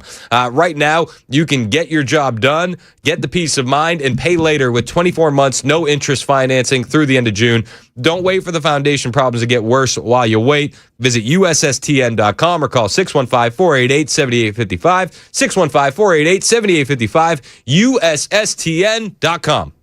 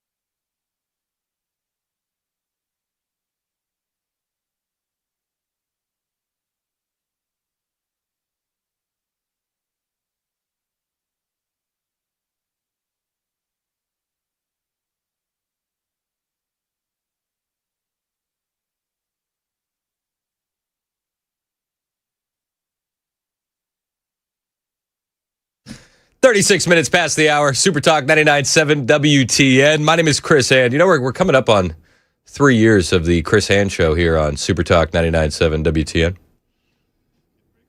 Getting pretty close. Thanks to our great sponsors. Shout out to Better Water LLC, sponsor of the show. If you had told me on my first day that I would at one time have been advocating for nuking a country with the purest intentions, I don't know if I would have believed you. I don't know. I've been giggling about it, though. Yeah, you've been giggling a lot during that commercial. Well, 69.97 cracked me up. 6997 texted in and said, let's be honest. The last country we nuked is now thriving, clean and beautiful. And it got me to thinking. Listen, there's a couple things that we all can agree on. Men lie, women lie, numbers don't. And the numbers here absolutely back up the statement. Countries we've nuked have a 100% recovery rate into clean and beautiful and prosperous territory. And that's just the data that we have. So, I mean, when I tell you that, yes, I did on occasion advocate for nuking. My intentions were pure. It's supported by data. I am the data. Scientific research. We have the vast staff running the numbers, and it's a 100% success rate. Okay. Of just absolute thriving after a nuke. It took 2 the last time. Yeah. How many this time? I mean, all of them. What? All? Just the entire locker full. The number that it would take. Which is? Just all of them. Yeah. Well, they would have had. They would have had a success rate. They're getting soybeans. True. They're getting soy. I'm not mad at the soybeans. Does soybeans have a 100% success rate of being a thriving, clean, and prosperous country after receiving them? Because I think the numbers there are also pretty clear. Those are pretty good. Inconclusive. It's just so not so clear. So it's a mixed bag after the soybeans. True. Some of them wait and see. Some of them thrive. Not all of them. Nukes, it was all of them thrived after. The pool may be a little smaller on the collective, but it's positive. I'm just looking at the data.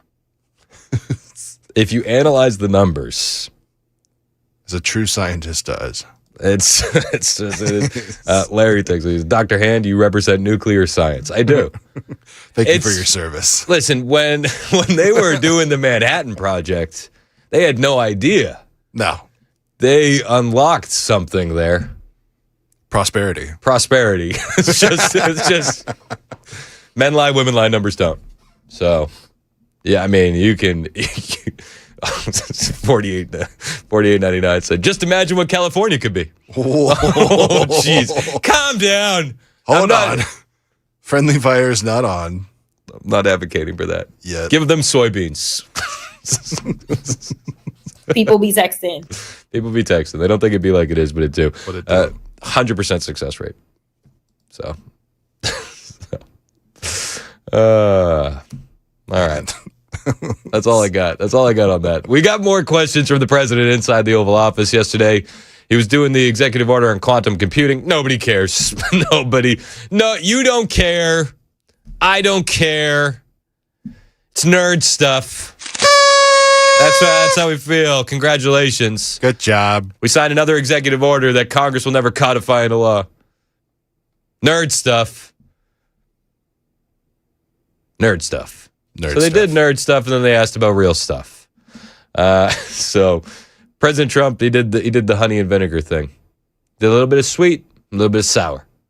Okay? We'll start with the honey.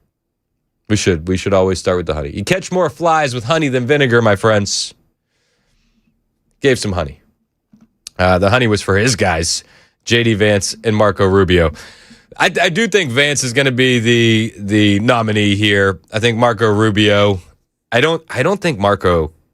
Maybe this is just me. I don't think Marco has a chance at winning the young vote. Am I wrong in thinking that? I think it depends on how the next 2 years go. I think JD has a really solid chance to win over the young vote. I do too, but again, he needs to step it up with his fraud stuff. Well, we got some fraud updates from today that we'll bring to you shortly. Yeah. Marco has the neo-connie tendencies. He's got the tendies. You know what I mean? I don't know. Maybe I'm wrong. I think JD is going to be the nominee in 2028. Trump likes them both. I like them both. I think everybody does like JD Vance and Marco Rubio.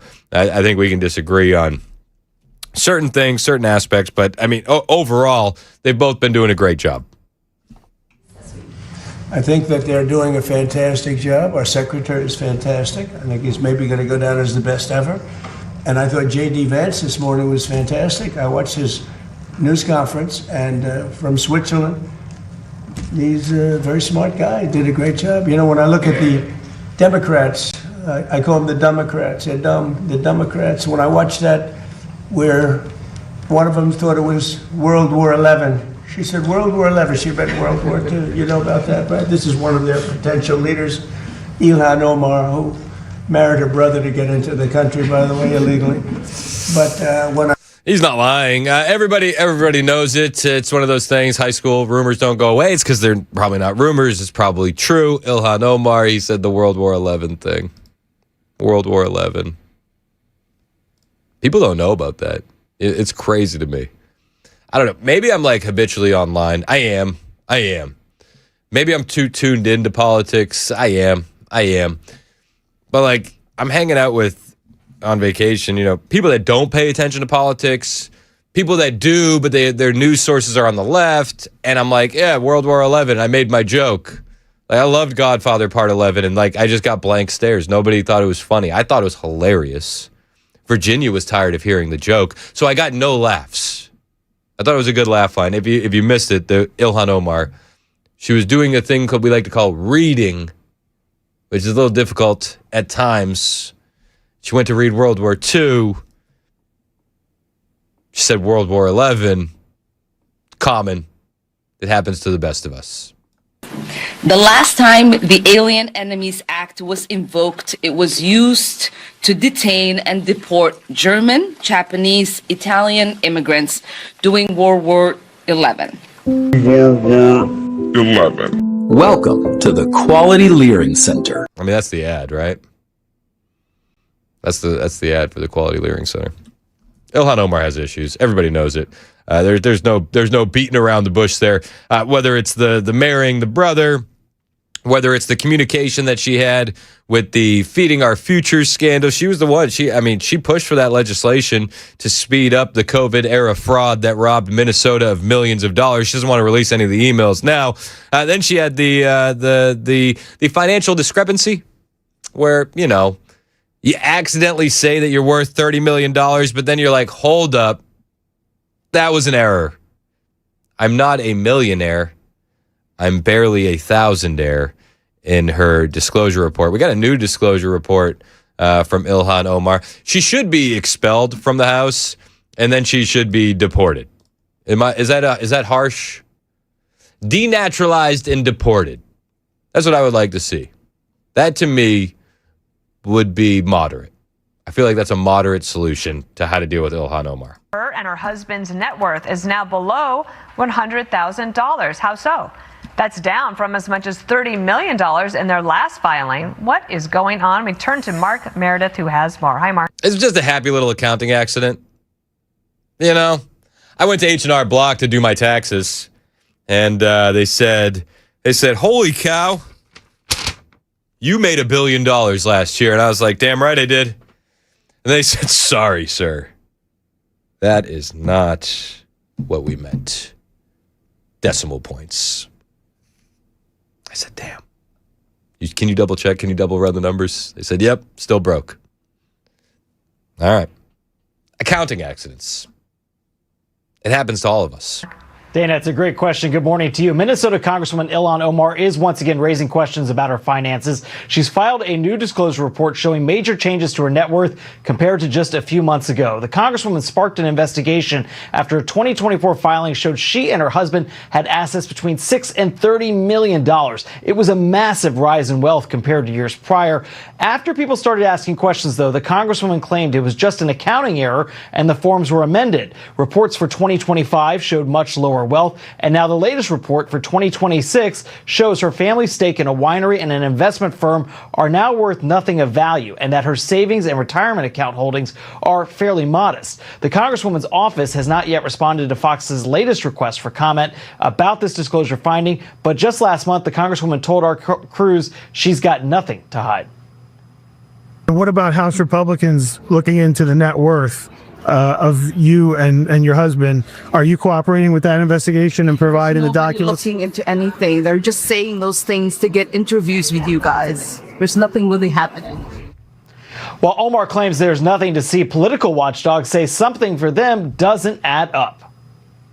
I've never seen a swing go from essentially nothing up to 30 million and then back down to nothing. I've seen it go from nothing up to, a lot of money, but I've never seen it come back down that quickly, especially after the public starts calling it out. This is a happy little accident. Her winery also went from making a bunch of sales to no sales. That was after it was exposed that they actually don't sell wine. Or I don't even think they make wine. They had a website, couldn't order wine on it. So that's worth at least $250 million. It's just, everybody knows it. It's fine. It's fine. Stop asking questions. You're clearly only asking questions because you're a racist. So check your white privilege at the door and leave Ilhan alone. I think that's the moral of the story. Right? Is everybody agrees on that? That's the moral of the story. You're a bigot, so she's allowed to marry her brother. How about new?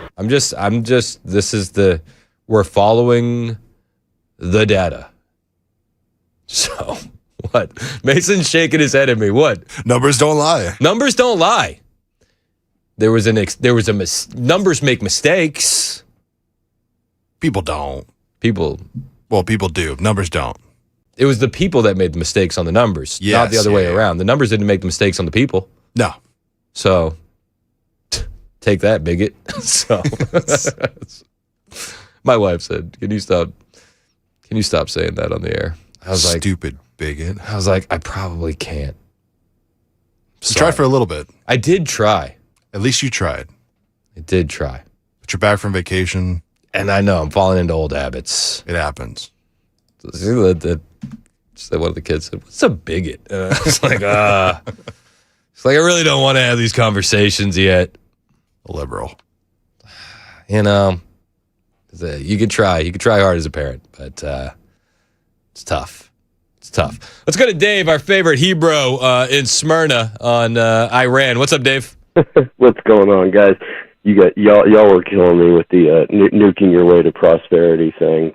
Dave, that's brilliant. Dave, the numbers are completely accurate here, and they're irrefutable. You can't argue with my data.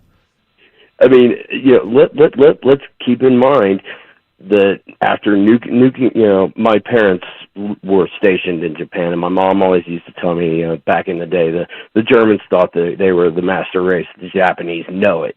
Honorary Aryans.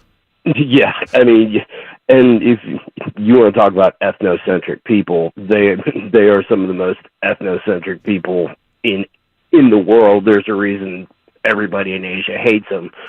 But you took a country like that, and now look at it. They're Shining literally example of first world modernization. No crime, no problems. I think it's also important to point out that they are also showing up to our World Cup games, and then they're cleaning up the trash at the stadiums before they leave. Yeah, I mean, how can you not like a culture where it's considered appropriate to get drunk and tell your boss off? It's hard. It's hard not to. Like it. I mean, I don't know if that's because of the nuclear fallout or if that was a tradition before, but I do respect it. But I wanted to touch on one thing, and then I'll let you go, and I'll just get your take off air. My prediction with this Iran is our supposed deal with them. I think they're going to use Hezbollah as a foil to attack Israel, and they're going to use that as a pretext for breaking the deal. They're not stupid over there. They watch our politics. They know that there's somewhat of a rather decent-sized divide between pro and anti-Israel stance on the American right. That's bad for Trump either way. So, I mean, just kind of putting my Tom Clancy hat on, I don't think that that's out of the realm of possibility for them to use Hezbollah as a foil to mess with Israel. Yeah, I mean, I don't think that's out of the realm of possibility either. I don't know what's going to happen. I don't think any of us do. I mean, I do like the president having big ambitions and trying things, right? And I think that he should be trying for peace. No matter how you slice it, the war is very unpopular with the American people. It is. I think this is going to have to be one of those trust but verify kind of things. Yep, 100% agree with that. You know, I think if we were to do, and I've said this before, if we were to do a Gulf version of NATO, since NATO itself has proven to be pretty feckless and useless other than the polls, if we could do a Gulf version of NATO, I think that might work to our advantage. Yeah, in keeping Iran in check, since all those other Gulf states are Sunni, and Iran is the only Shia country in the whole area. Yeah, I'm with you. I'm open for whatever works, obviously. I just wanted to get done quickly. Appreciate the call, as always. President Trump was asked yesterday inside the Oval Office about Israel and Hezbollah, and a reporter said to him, Netanyahu says his forces aren't leaving Lebanon, which is, I mean, that is going to be a monkey wrench in all of this as well, because one of the keys in the Memorandum of Understanding is that has to stop. President Trump looked at the reporter. He said, "Who told you that?" Here's another beauty. What's this one? Well, here's a real beauty. earlier Go today, ahead. the Israeli Prime Minister Benjamin Netanyahu said his forces are not leaving Lebanon. That is a sticking point. Who did he tell that to you? He said it publicly in Israel. Well, we're going to take a look at it. Well, what would you do to make sure that he doesn't? Well, I'm not going to tell you what I'm going to do, but it gets solved. I'm a problem solver. I get problems solved real fast, including with Bibi. Go ahead. I'm a problem solver. I'll get them solved real fast. J.D. Vance also echoed a lot of this. It seems like the administration has been a little bit more Israel critical. It's not an anti-Semitic thing. It's just a government versus government thing. That's one of the things that bugs me. It's like if you ever criticize the Israeli government, they're like, you're being very anti-Semitic. It's like, no, what are you talking about? Half of their population doesn't like Benjamin Netanyahu.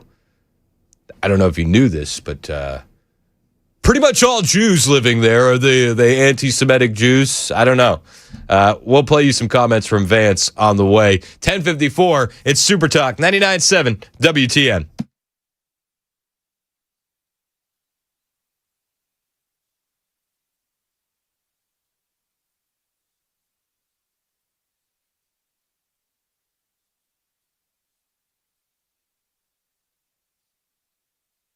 Hey, what's up? It's Chris Hand here from my friend Dr. Mitchell over at the Wellness Institute of Nashville, and they got my personal seal of approval on pretty much everything that they're doing over there. These guys are cutting edge, state of the art, and they always have the most incredible tech. Dr. Mitchell's designed something new. Medical Bay 1. Picture this. You're relaxing what feels like an Artemis medical spaceship while it massages you, hits you with full body red and near infrared lasers, uses photon wavelengths to stimulate your stem cells and regenerate tissue. You're healing your body the way God made it to heal. About half your visit is just going to be soaking up the next level healing. The other half, well, it could be their powerful non-surgical spinal decompression.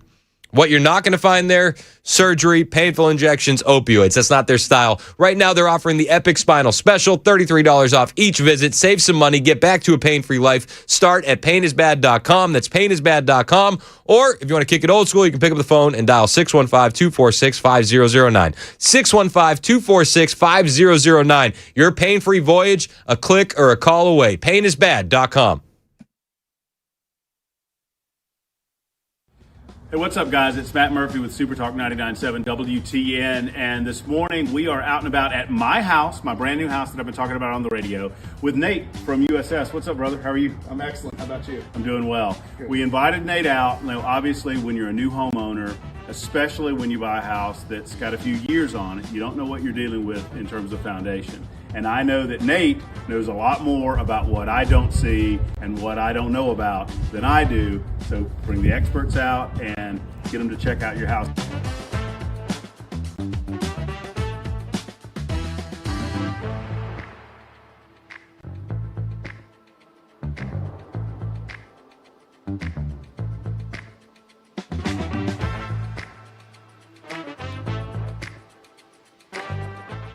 Hey guys, Matt Murphy again with Nate with USS, and Nate has just wrapped up kind of a look at the house. And Nate, what'd you find?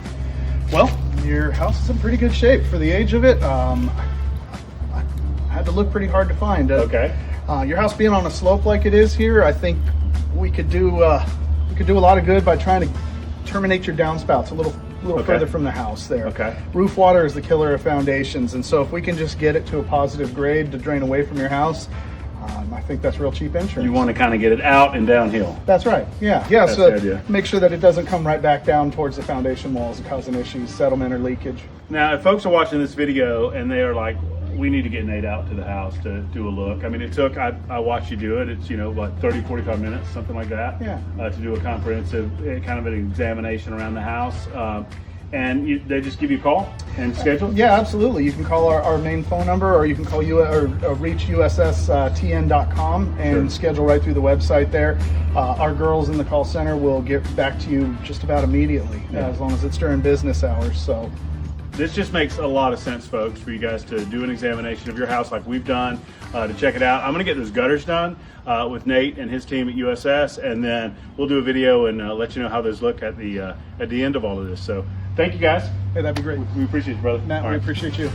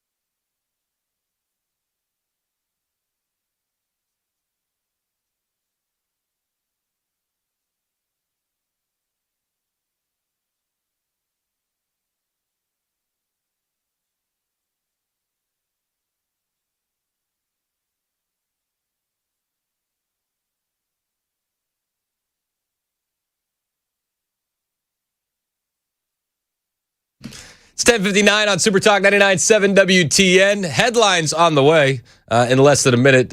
Pat texted in. You don't know what Pat said? What Pat said? Well, I said denaturalizing and deporting Ilhan Omar would be the moderate solution. She said, well, at least you're not calling for her to be nuked. There's one clear path to prosperity, though. She could get that net worth back up fast. Numbers don't lie. Just saying. Numbers don't lie. Hey, on the way, I got some updates on fraud. Some breaking news coming down today.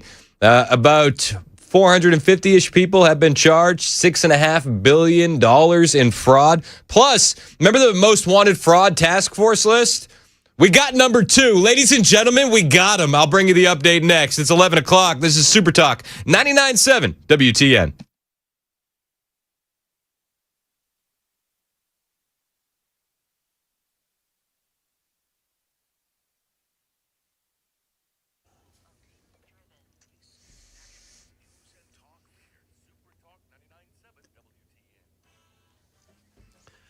It is 11 a.m. I'm Jay Harper with your top stories. The weather forecast is on the way. Iran's president is in Islamabad, Pakistan today to discuss the memorandum of understanding with the U.S. The White House says talks over Iran's nuclear program continue, with top officials claiming that Iran is willing to allow nuclear weapons inspectors into the country. But it's not clear whether Iran would ultimately agree to those terms. Meanwhile, another round of talks between Israel and Lebanon about the conflict with Hezbollah. We hear now from ABC's Britt Clinette in Jerusalem. One sticking point is Israel's presence in southern Lebanon. And from that Netanyahu advisor, he told me we're staying in the security zone. But every time that Hezbollah reaches it, he says, we respond, and we will respond very forcibly. He reiterated we're not withdrawing or taking out troops. He said, we're deploying to the best positions we can be at where those troops are secure. Back here in the States, House lawmakers are expected to vote today on a housing bill that's already passed the Senate. ABC's Elizabeth Schulze, she's in D.C. This legislation's key goal is to increase the supply of homes for sale. So right now, there's a shortage of an estimated 3.7 million affordable homes across the U.S. This bill restricts Wall Street investors from buying single-family homes, which has been a priority for the president as he faces record low approval on the economy. The bill also cuts red tape to make it easier to build new homes, and it provides grants to turn vacant buildings into affordable housing. Back here in Tennessee, a new law taking effect next week on July 1st that clears the way for teachers to talk about Christianity's influence on the founding of the USA. It's called the Charlie Kirk American Heritage Act, and it was sponsored by State Representative Mark Cochran. I think it's almost impossible to teach American history without acknowledging Christianity's impact on it. The law allows teachers to discuss topics, including the Mayflower Compact, references to divine authority and the Declaration of Independence, the influence of religious leaders on the nation's founding and history of the national motto, "In God We Trust." The primary motivation for the legislation was really just some reassurance for our teachers to make sure that those folks who want to teach these concepts, that they know that there's nothing wrong with that. That's Channel 2's Kelly Milan reporting. That is the latest news. Weather on the way. I'm Jay Harper, WTN News.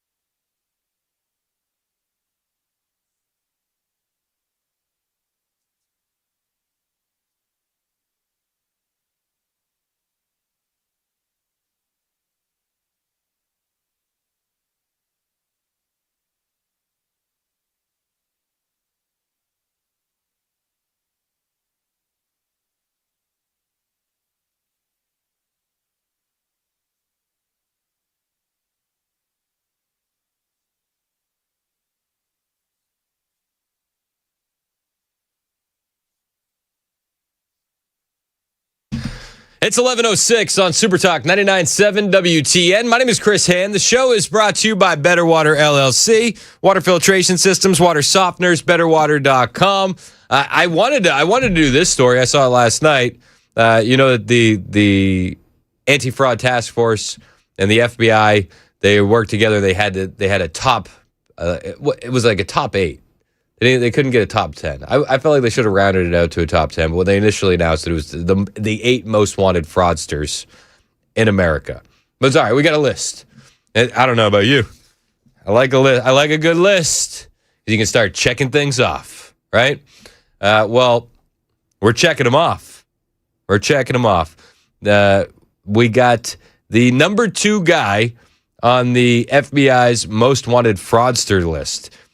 This individual responsible for $1 billion in taxpayer fraud. Second most wanted fraudster. He's allegedly behind, listen to this, a $1.2 billion Medicare conspiracy, billion with a B.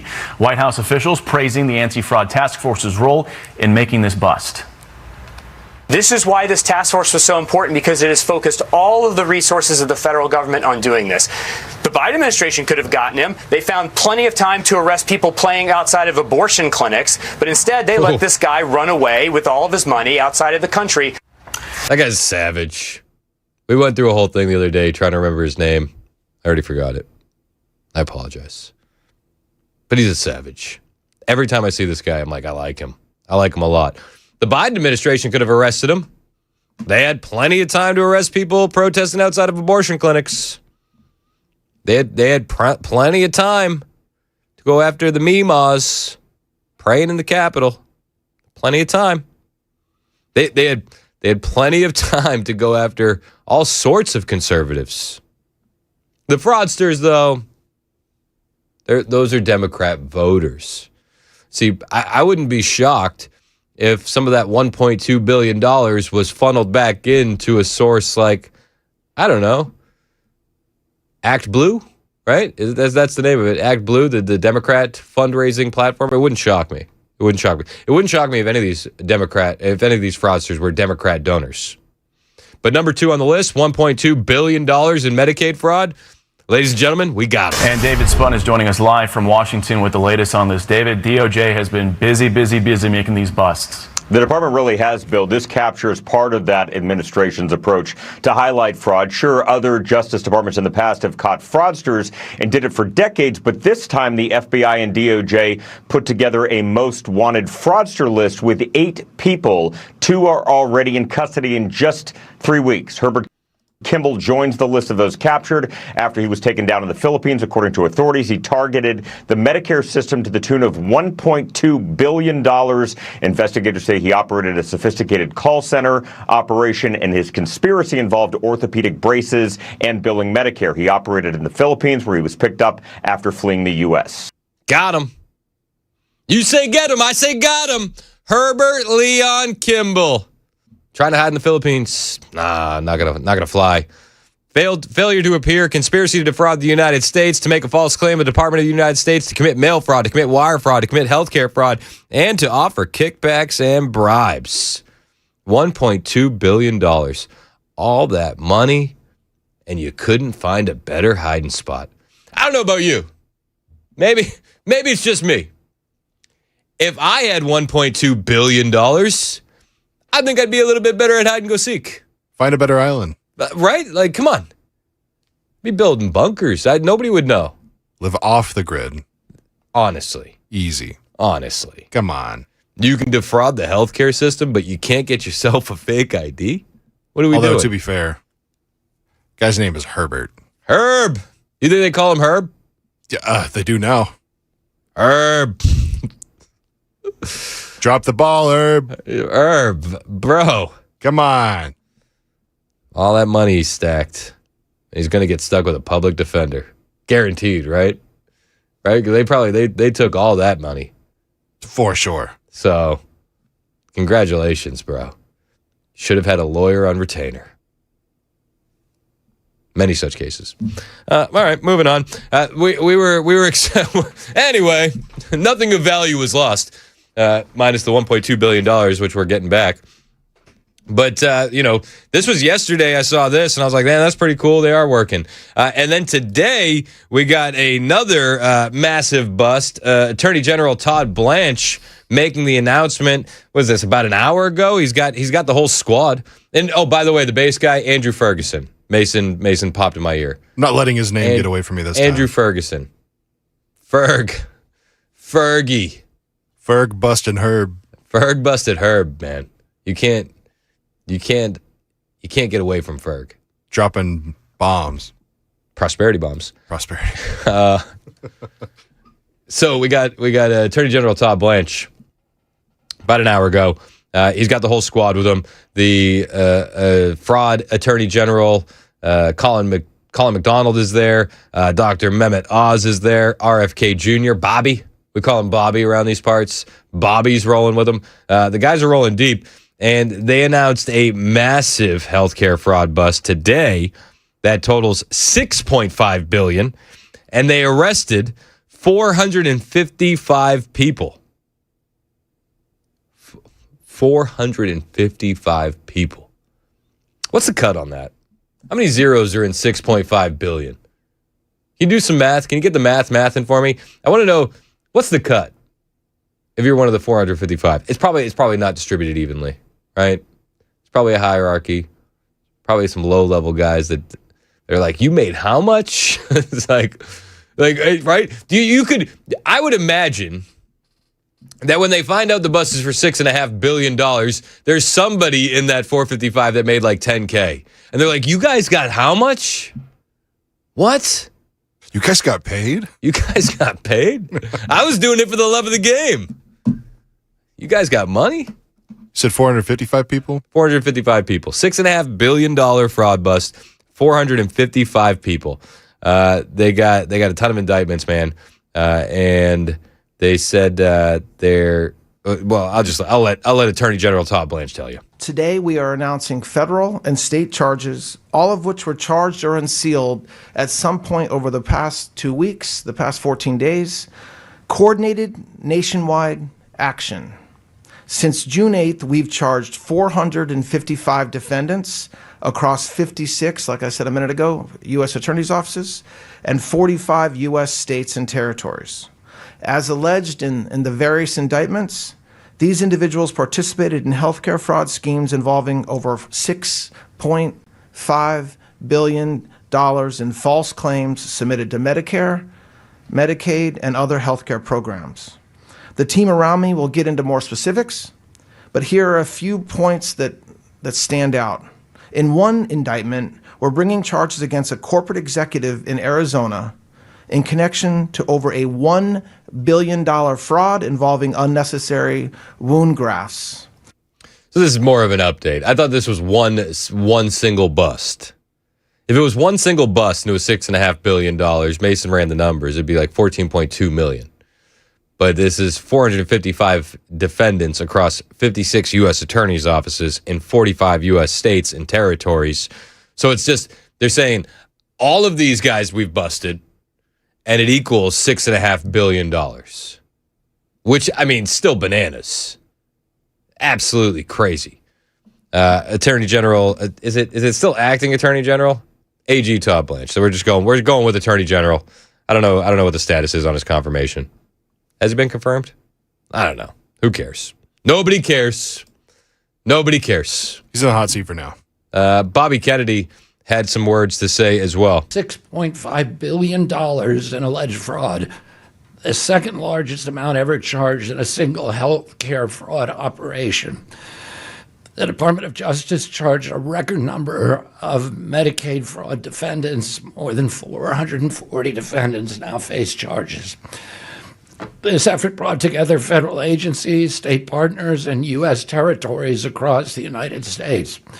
18 of the participating states, as Attorney General Blanche pointed out, were blue states with Democratic governors.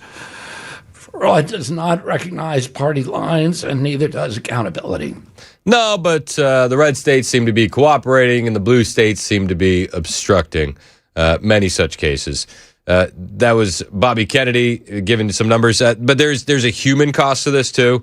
I mean, we could talk about the numbers all day, but the human cost is real. Assistant Attorney General, completely focused on fraud. Attorney General McDonald, he brought in the human element in one of the fraud indictments. One patient's test results showing an enlarged heart. The defendant allegedly signed off on the test results within approximately 11 seconds of accessing the 63 test result images. As a result, the student was cleared to play, and he suffered sudden cardiac arrest and died on the basketball court just weeks later. That is why we cannot and will not tolerate fraud in healthcare. How are we going about targeting fraud in healthcare? We are following the data. Data talks and data doesn't lie. I've literally been saying that all show. You got to follow the data. Follow the numbers. The numbers are there. But I mean, like, all jokes aside, there's a human cost to this. And Vice President Vance has brought this up when he talked about the elderly man who died alone because of these fraudsters. This is another example of that. The young man gets rubber stamp test results without being able to review them, and then he dies on a basketball court. Like, are you kidding me? Oh, that's awful. That's terrible. But this is the human element to all of this. It's not just the dollars and cents things. Like, you're ruining families. Because that death on the basketball court, I mean, I'm not a doctor, but I would imagine could have been avoided. Maybe not avoided entirely, but you stretch out a few more months. Would you want to stretch out a few more months with your loved ones? Absolutely. Abso-freaking-lutely. But you can't, because fraudsters got in there. They said, you're good to go. They took the money. The kid dies on the basketball court. Gross. Evil. I mean, this is what evil looks like. And again, there's no party lines here in the fraud. There isn't. We understand, and I'm happy to acknowledge there's fraud happening in all 50 states. I want to eliminate the fraud in all 50 states. But there is a political element to this. There just is. And it's hard to get around. You got a federal judge, Patrick J. Schultz, Patrick J. Schultz, blocking a DOJ grand jury subpoena of Minnesota Governor Tim Walz and his allies. They're getting involved. That's political. You have blue states refusing to turn over their records. That's political. You have blue states being invited, their attorney generals being invited to the round table with all the attorney generals from all 50 states. And it's a round table on fraud. None of the blue state attorney generals show up. That's political. I mean, and it seems like the political stuff is really coming from one side of the aisle. And it's, of course, a direct result of the TDS that these liberals suffer, because obviously anything the Trump administration tries to do needs to be obstructed and stopped because Orange Man bad. And it's like, can we just fix this? We're $39 trillion in debt. We're going to be $40 trillion in debt by the fall. And we're letting billions of dollars walk out the door. Can we work together on something? We can't. We can't. And while I acknowledge that a lot of fraud is coming from blue states, there's fraud coming from red states, but the numbers, again, don't lie. And Dr. Oz said 80% of the Medicare fraud payment suspensions that they've had to issue, well, they come from California. Two really important ones. The first is, in the first quarter of last year, we revoked billing privileges for fraudsters of 1,006 providers. Pretty good result, we thought, at the time. This same period this year, the first quarter, we made 1,400 revocations. That's a 40% increase over last year. So 40% more revocations. We also have payment suspensions where we just don't pay the bill because we don't think it's legitimate. And this is impressive. The first half of this year, we made 1,000 Medicare payment suspensions. 1,000. That's a lot of people. Nearly 800, by the way, from one state, California. If you're keeping score at home, that's 80% of Medicare fraud payment suspensions coming from one state so far this year. 80%. For a similar period last year, we made 219 suspensions. So a 500% increase in payment suspensions, because we're using tools now that historically had been used marginally. Now, these efforts brand all kinds of new tools for Medicare and Medicaid. The fraud war room that has been put together is a purpose-built tool to identify, track, and neutralize bad actors, often from foreign countries, much more effectively than the old system. The formula is straightforward. The DOJ brings a prosecutorial firepower, law enforcement brings investigative tools, CMS brings data, the analytics, we use administrative muscle to push things through, and we are closing loopholes that fraudsters have avoided and been exploiting for years. Those days are over. Fraudsters, your time is up. You love to hear it, and the proof is right there for you in the indictments, in the stopped payments, and in the money that is being discovered being stolen. It's crazy, man. But shout out to the Anti-Fraud Task Force doing what they do. Mehmet Oz, Bobby Kennedy, Todd Blanche, Assistant Attorney General Colin McDonald, Andrew Ferguson. Absolutely base squad. And they'd be rolling deep. I mean, they don't, it's not one guy at a press conference. It's a squad. Takes a village. 1122 Super Talk 99.7 WTN.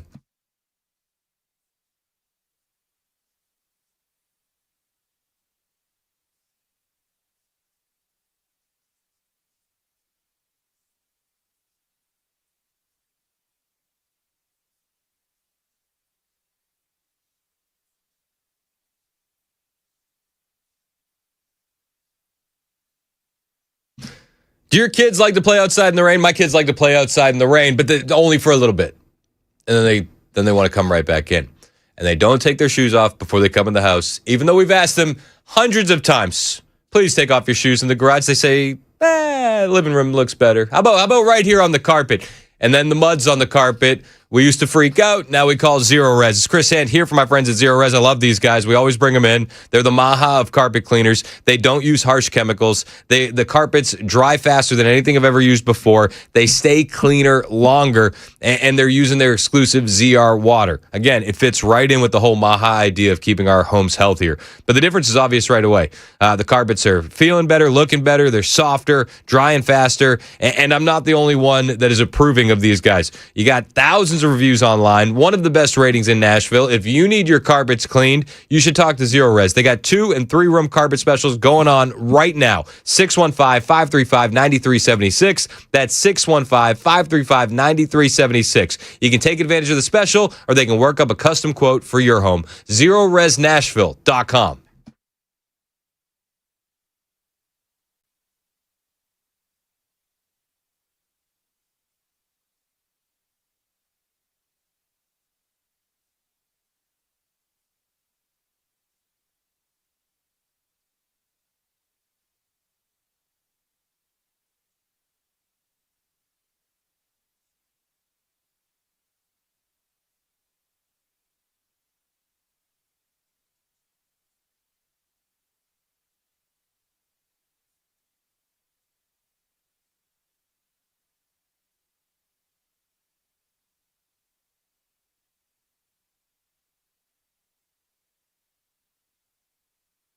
But a lot of these protesters are paid. There's a story, Crowds on Demand CEO, 400% increase, surge for requests for paid protesters. Yep.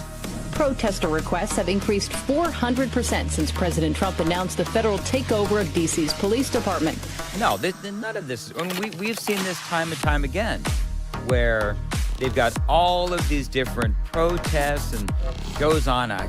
Where it feels like it's every couple of weeks they've got another protest going on. It is time to unite, not to fight each other the way they want us to do. And they keep offering, looking for people to protest. And I don't think there's this groundswell of anger that they're trying to convince the American people that there is.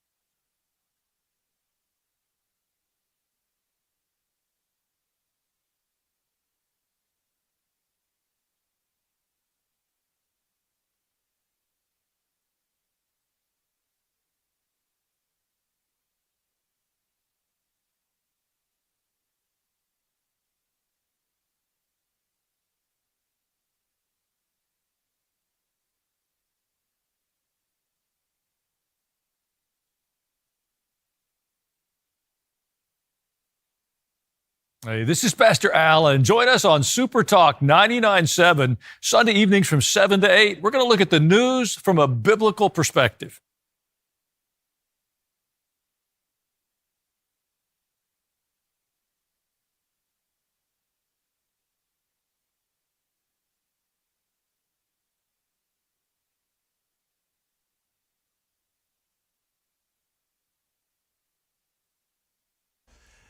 Negotiations with Iran continuing. Also, new details about an active shooter inside a California library. We'll have those stories and more coming up at 11:30 on Super Talk 99.7 WTN. That's Jay Harper in the newsroom praying for everybody in California in that library. Looking forward to the details on that. Jay, keep us updated. That headline's on the way in about 2 minutes here on Super Talk 99.7 WTN. My name is Chris Hand. We were talking about fraud. Big wins, stacking wins. The anti-fraud task force, kudos to them. Give them some flowers. You see a lot of Republicans doing work like that. It's pretty cool. And it all comes directly from the administration. On the flip side of things, Senate Republicans not doing any work at all. Last week, they said the Save America Act was dead in the water. We have a GOP senator lunch happening tomorrow that President Trump has been invited to. I wonder when the ousting of John Thune is going to take place. Is it ever going to take place? John Thune can't get anything done. The only thing that he can hang his hat on is the big, beautiful bill, which we all know had pork in it because that's how they get things done. But he can't get the votes. He says there's no votes to do the nuke and the filibuster, which the Democrats would do in a heartbeat. Everybody knows it. And he's not going to bring it to the floor to do the talking filibuster for the Save America Act. And it's like, bro, you just cool with Democrats cheating? That's fine. I mean, we just saw what happened in California in the Los Angeles mayoral race. Is that not eye-opening for anyone? Oh, gee whiz, we got some more mail-in ballots. Oh, we got some more mail-in ballots. Wait, 1 second. We got another delivery of mail-in ballots. Could you believe the odds, all of them going for Nithya Raman overwhelmingly? Well, Nithya Raman has surpassed Spencer Pratt. Yeah, whoa, we just ran out of mail-in ballots. What are the odds? We need the Save America Act. Senator Rick Scott, Senator Mike Lee, they're pushing for it, and they have invited President Trump to the GOP lunch this week. I invited him to come. I'm responsible for the Wednesday lunch. So I invited him to come to lunch on Wednesday, and let's talk about how we get it done. What can he do? What can we do? But we've got to get the Save America Act passed. Is it hard? Yeah. Do we have the votes today? No. But that doesn't mean we don't have the votes tomorrow. I mean, we do. This is how the process works. You fight every day to get something done, and you listen to people. You say, okay, so what's your issue? All right, how can I solve your issue? I'm a business guy. How do I get my deals done? I built the largest hospital company. I talk to people and solve their problems. That's what we have to do. People want secure elections. We need to pass this. Yeah, and I keep hearing, like, my whole life, the Senate's a deliberative body, so now it's time to deliberate and change minds, and that's what you do. Senator Mike Lee, who's been a robust voice for the Save America Act, he put this up because there is... But they don't want to deliberate. John Thune says time is a commodity, and they got dog shows to run. 11:30, Super Talk, 99.7 WTN.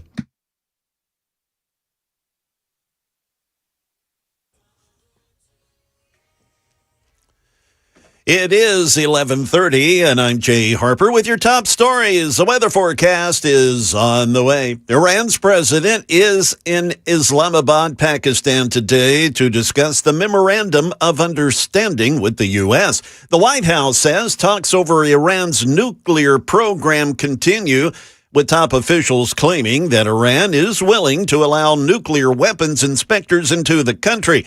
More from ABC's Britt Clinette.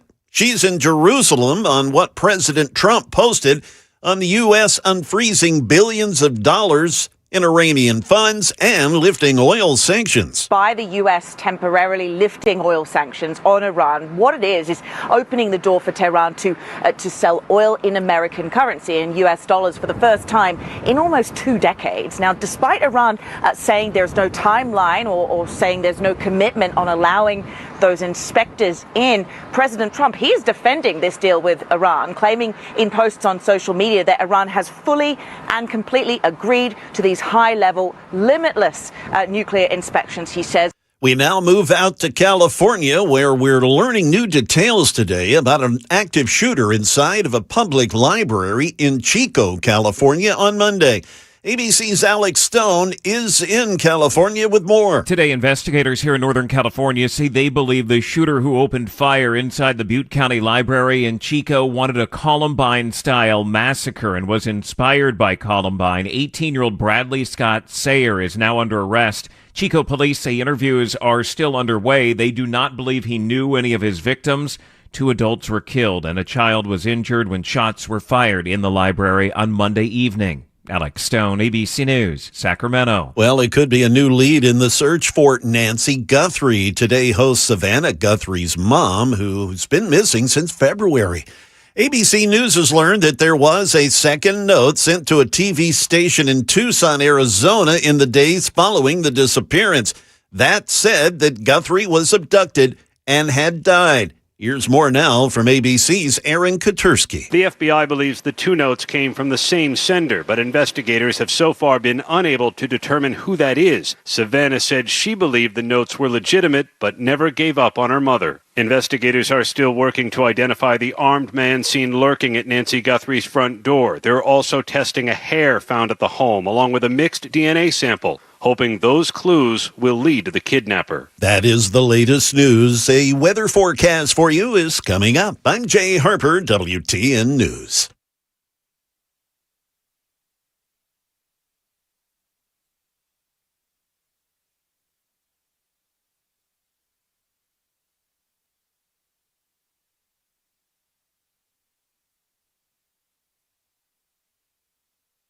Hey, what's up? It's Chris Hand here from my friend Shane Ring over at Cover Nash. Not only is Shane a good guy, but he's going to save you some money on health insurance. He's going to break it down for you in a way that you can understand. If you're tired of your health insurance feeling like a math test, you're not alone. It's always the confusing percentages, the surprise bills, the fine print that bites back. Shane's going to make it simple for you. Cover Nash is a brand new nationwide PPO plan that's going to give you the freedom to pick your own doctors anywhere in the U.S., no referrals, no red tapes. The deductible, only $250. Flat $50 copay for any doctor, even specialist. You have an outpatient surgery, $250 copay. Hospital stays, just $1,000 total. Plus free preventative care because it is ACA compliant. Now, here's the kicker. No surprise bills, no hidden fees, just real protection from real providers. And if that's not the perfect plan, well, Shane works with over 75 top-rated insurance companies. They're going to find something that works for your budget and your needs. You visit covernash.com or you pick up the phone and call Shane today, 615-465-0023. That's 615-465-0023. Cover Nash is finally making health insurance simple. Covernash.com.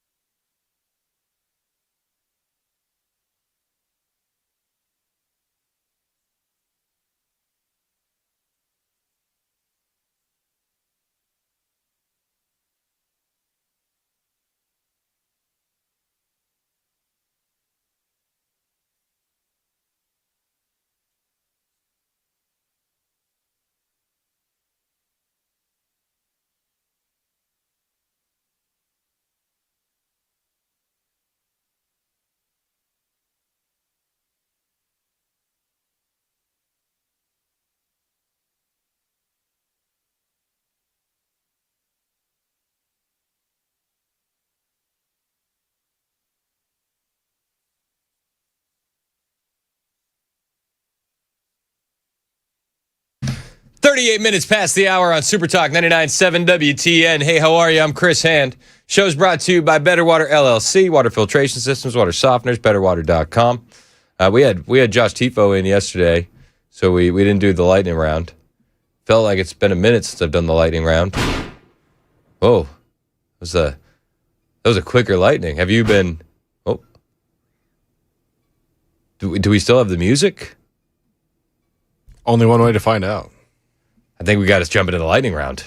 Oh. The lightning round with Chris Hand. Oh, yeah, it's still fun. Yeah, it's still good. Still good. We do the lightning round every day at 11:35-ish. Around there. 35-esque.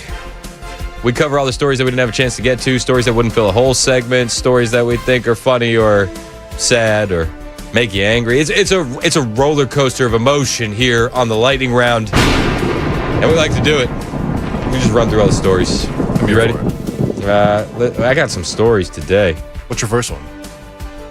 It's reflecting pool.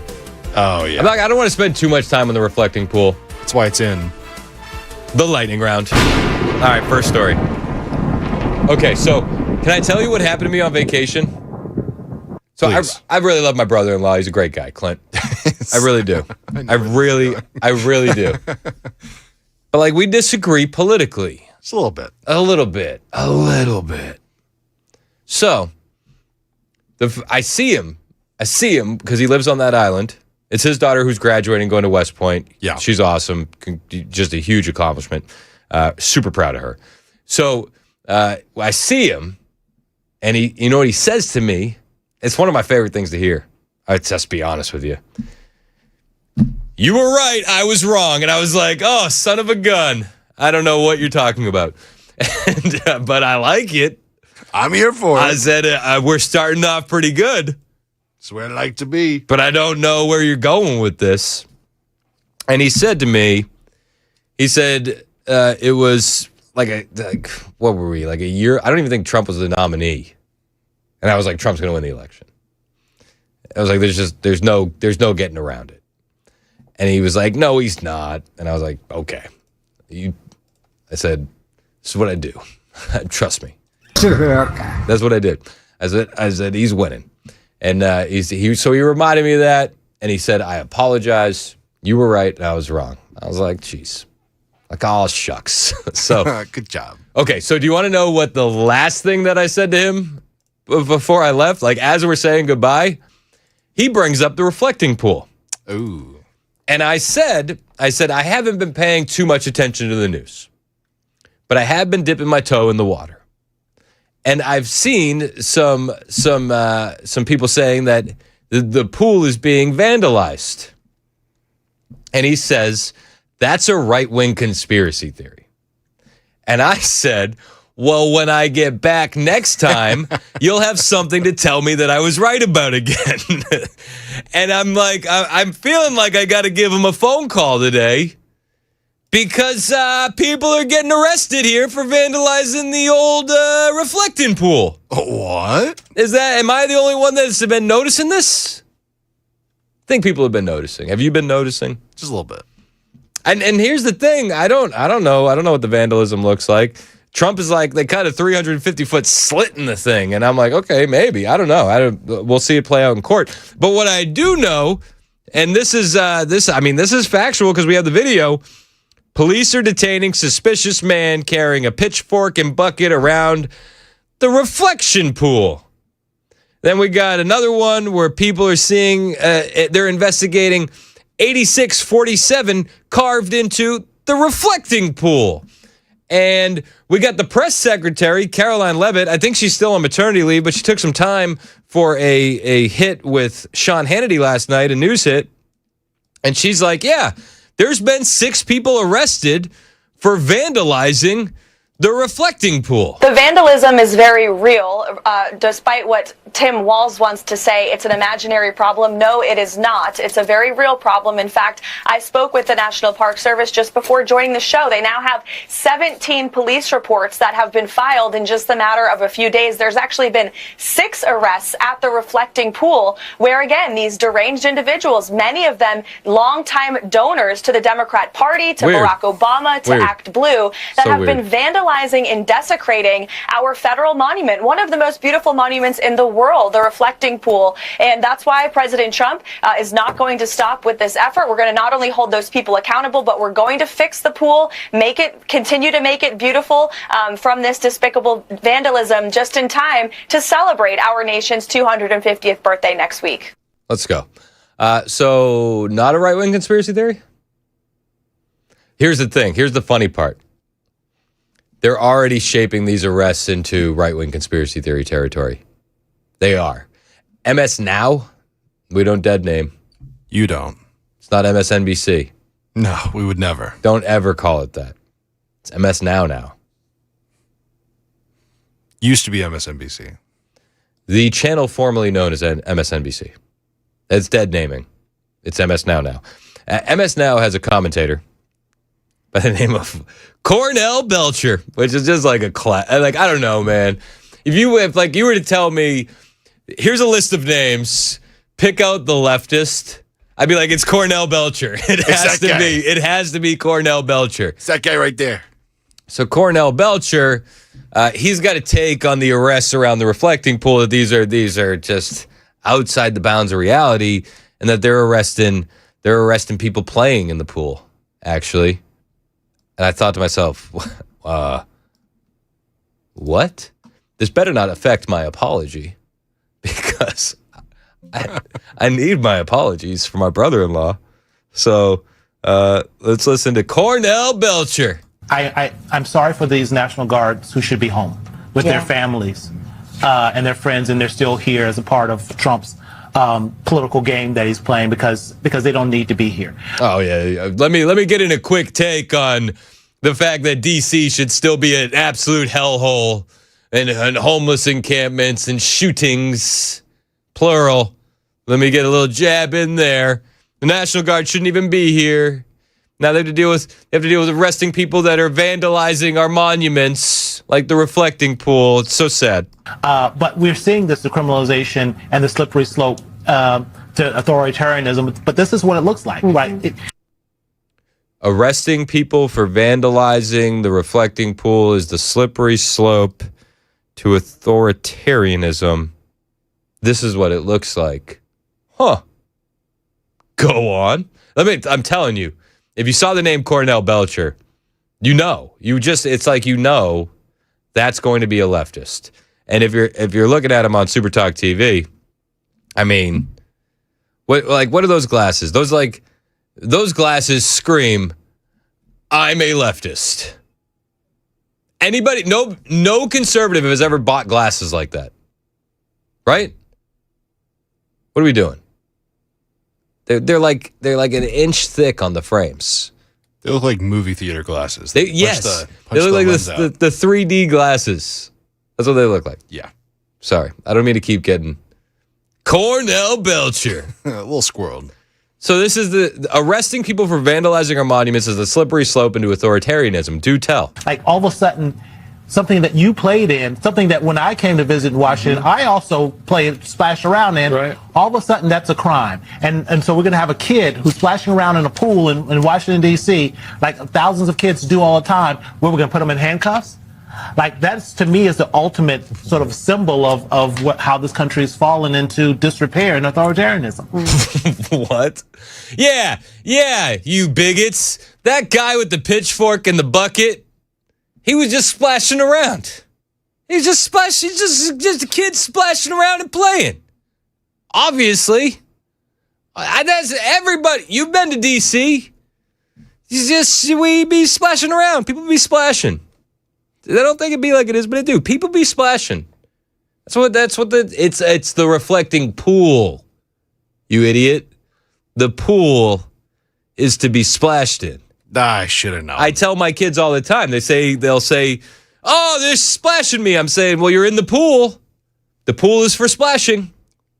It's a splashing pool. Fun fact, the reflecting pool has never been for swimming. National Park Service rules have banned wading or entering the water since the 1920s. Yeah. So unless Cornell Belcher is 106. There you go. Unless Cornell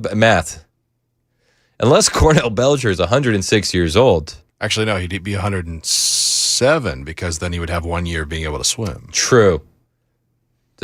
He would have to be older than 107. Just unless his parents just like tossed him in. You ever see those Instagram videos where like your baby can swim and they just like toss him in the pool? Yeah. You ever see those? It's like the mid-toss. Maybe that's what they did with Cornell. Maybe not. I don't know. People have different parenting strategies, so I'm not judging. Not judging, just watching the numbers. But unless Cornell is 107 or older, Cornell broke the law. What's the statute of limitations on that? This is the slippery slope to authoritarianism. I want authoritarianism. I demand Cornell Belcher be arrested. He openly admitted to breaking the law on MS Now. Sorry, we don't dead name. So watch it. It's Cornell Belcher. Cornell Belcher. I feel like I have to say it that way. Cornell. All right, I got another story for you here in the lightning round. Another one. Sorry, I didn't mean to go that hard. All right, so there's a New York school board vice president, and he also happens to be a drag queen. So that's just for starters. And he posted this video, and he was like, hey, just so you know, like, I'm a drag queen, but that doesn't mean I'm a predator. And I was like, okay. So, all right. I'm like a little uncomfortable. That has been really hard for me to see people remain silent when such terrible things are being said that are untrue. And also, I had friends say to me, well, I love you, but I just don't think it's great for our kids. I mean, that's fair. He serves as the vice president of the Casanova School Board, and he also founded Casanova Pride. I don't know where that is in New York. I just know it's in New York. Keep going. Keep going. He's dealing with a lot of pain. He's like, you got these people that love him, and they're like, but this isn't for the kids. And I'm like, hold on. You bring them to me in the store on a weekly basis. Like, I've played with makeup with your kids. That's weird. It's one of those things where I just want to be like, what? I just want to shake them and be like, so I'm okay when I'm of service to you in that way. When, it's the trope of like, when gay men are playing the best friend, the kooky one, always on TV, like, we're okay when we're providing a service. But me as a human being, these people have a hard time or can't see me as anything other than sexual or a predator, right? And it's like, we are all sexual beings, number one. And number two, we're all freaking human beings. The last thing I am is a predator. Hey, fun fact. Travis Longo here, who served as the vice president of the Casanova School Board and founded Casanova Pride, is now facing 4 counts of endangering the welfare of a child and allegedly engaged in a pattern of sexually explicit communications with a child under 12. He was busted and arrested for possessing child sex abuse material involving infants, and they reportedly found horrific and graphic videos with infants under the age of 18 months on his Treating devices. stupid is really hard. So, wood chipper feet first, slow speed. I'm a fan of expanding the death penalty. Tell me why I'm wrong. I think we need more death penalty, not less death penalty. This is a case where I would say, my friends, a lot more death penalty. Like maybe like as close to the death penalty as we can get, and then revive them once and then do the death penalty fully. Can we do that? Can you grok that for me? Is that a thing that we could Can we push forward some legislation? Reanimation is what you're looking for. Can we reanimate in death penalty twice? Because I would death penalty twice. As long as they retain their consciousness for the second time. Yes. Yes. Is there some sort of drug that we could make sure that they don't lose consciousness at all? An adrenaline shot. Just adrenaline shot that guy a bunch. Like the scene from Pulp Fiction. Like, ha, you're back. We're doing it again. Pranked. Am I the only one? Am I the only one that would be a fan of that? I'm here for it. 0890 said death penalty maxing. Yes. I'd make that deal. Everybody would make that deal. I'll make that deal. How about you bitch? You make that deal? I'd make that deal. I don't blame you. Damn good deal. Somebody else, Tony on the text line, pointed out this individual's glasses. The glasses are a tell. I'm telling you. It's a tell. It's not 100% foolproof. It's not like the data on nuclear weapons and prosperity, but it is a tell. It's a tell. The glasses are always a tell. All right, are we out of time? We're out of time. 11:53, Super Talk, 99.7 WTN.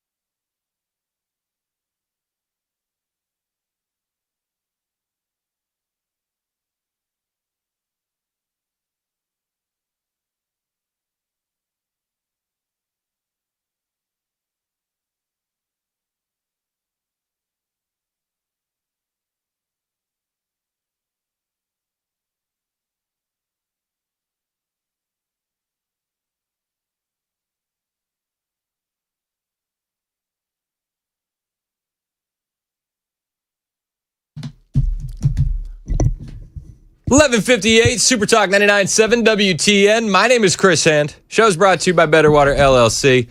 Just had to let that John Rose ad marinate a little bit. So good. So good. So good. Hey, we need a CEO in the White House. We and do. a CEO in this house. Over here, there's a CEO. There, a CEO. Everywhere, CEO. Someone tough like. What's the better ad? Is it the John Rose one or is it the Americans for Prosperity Marsha Blackburn one?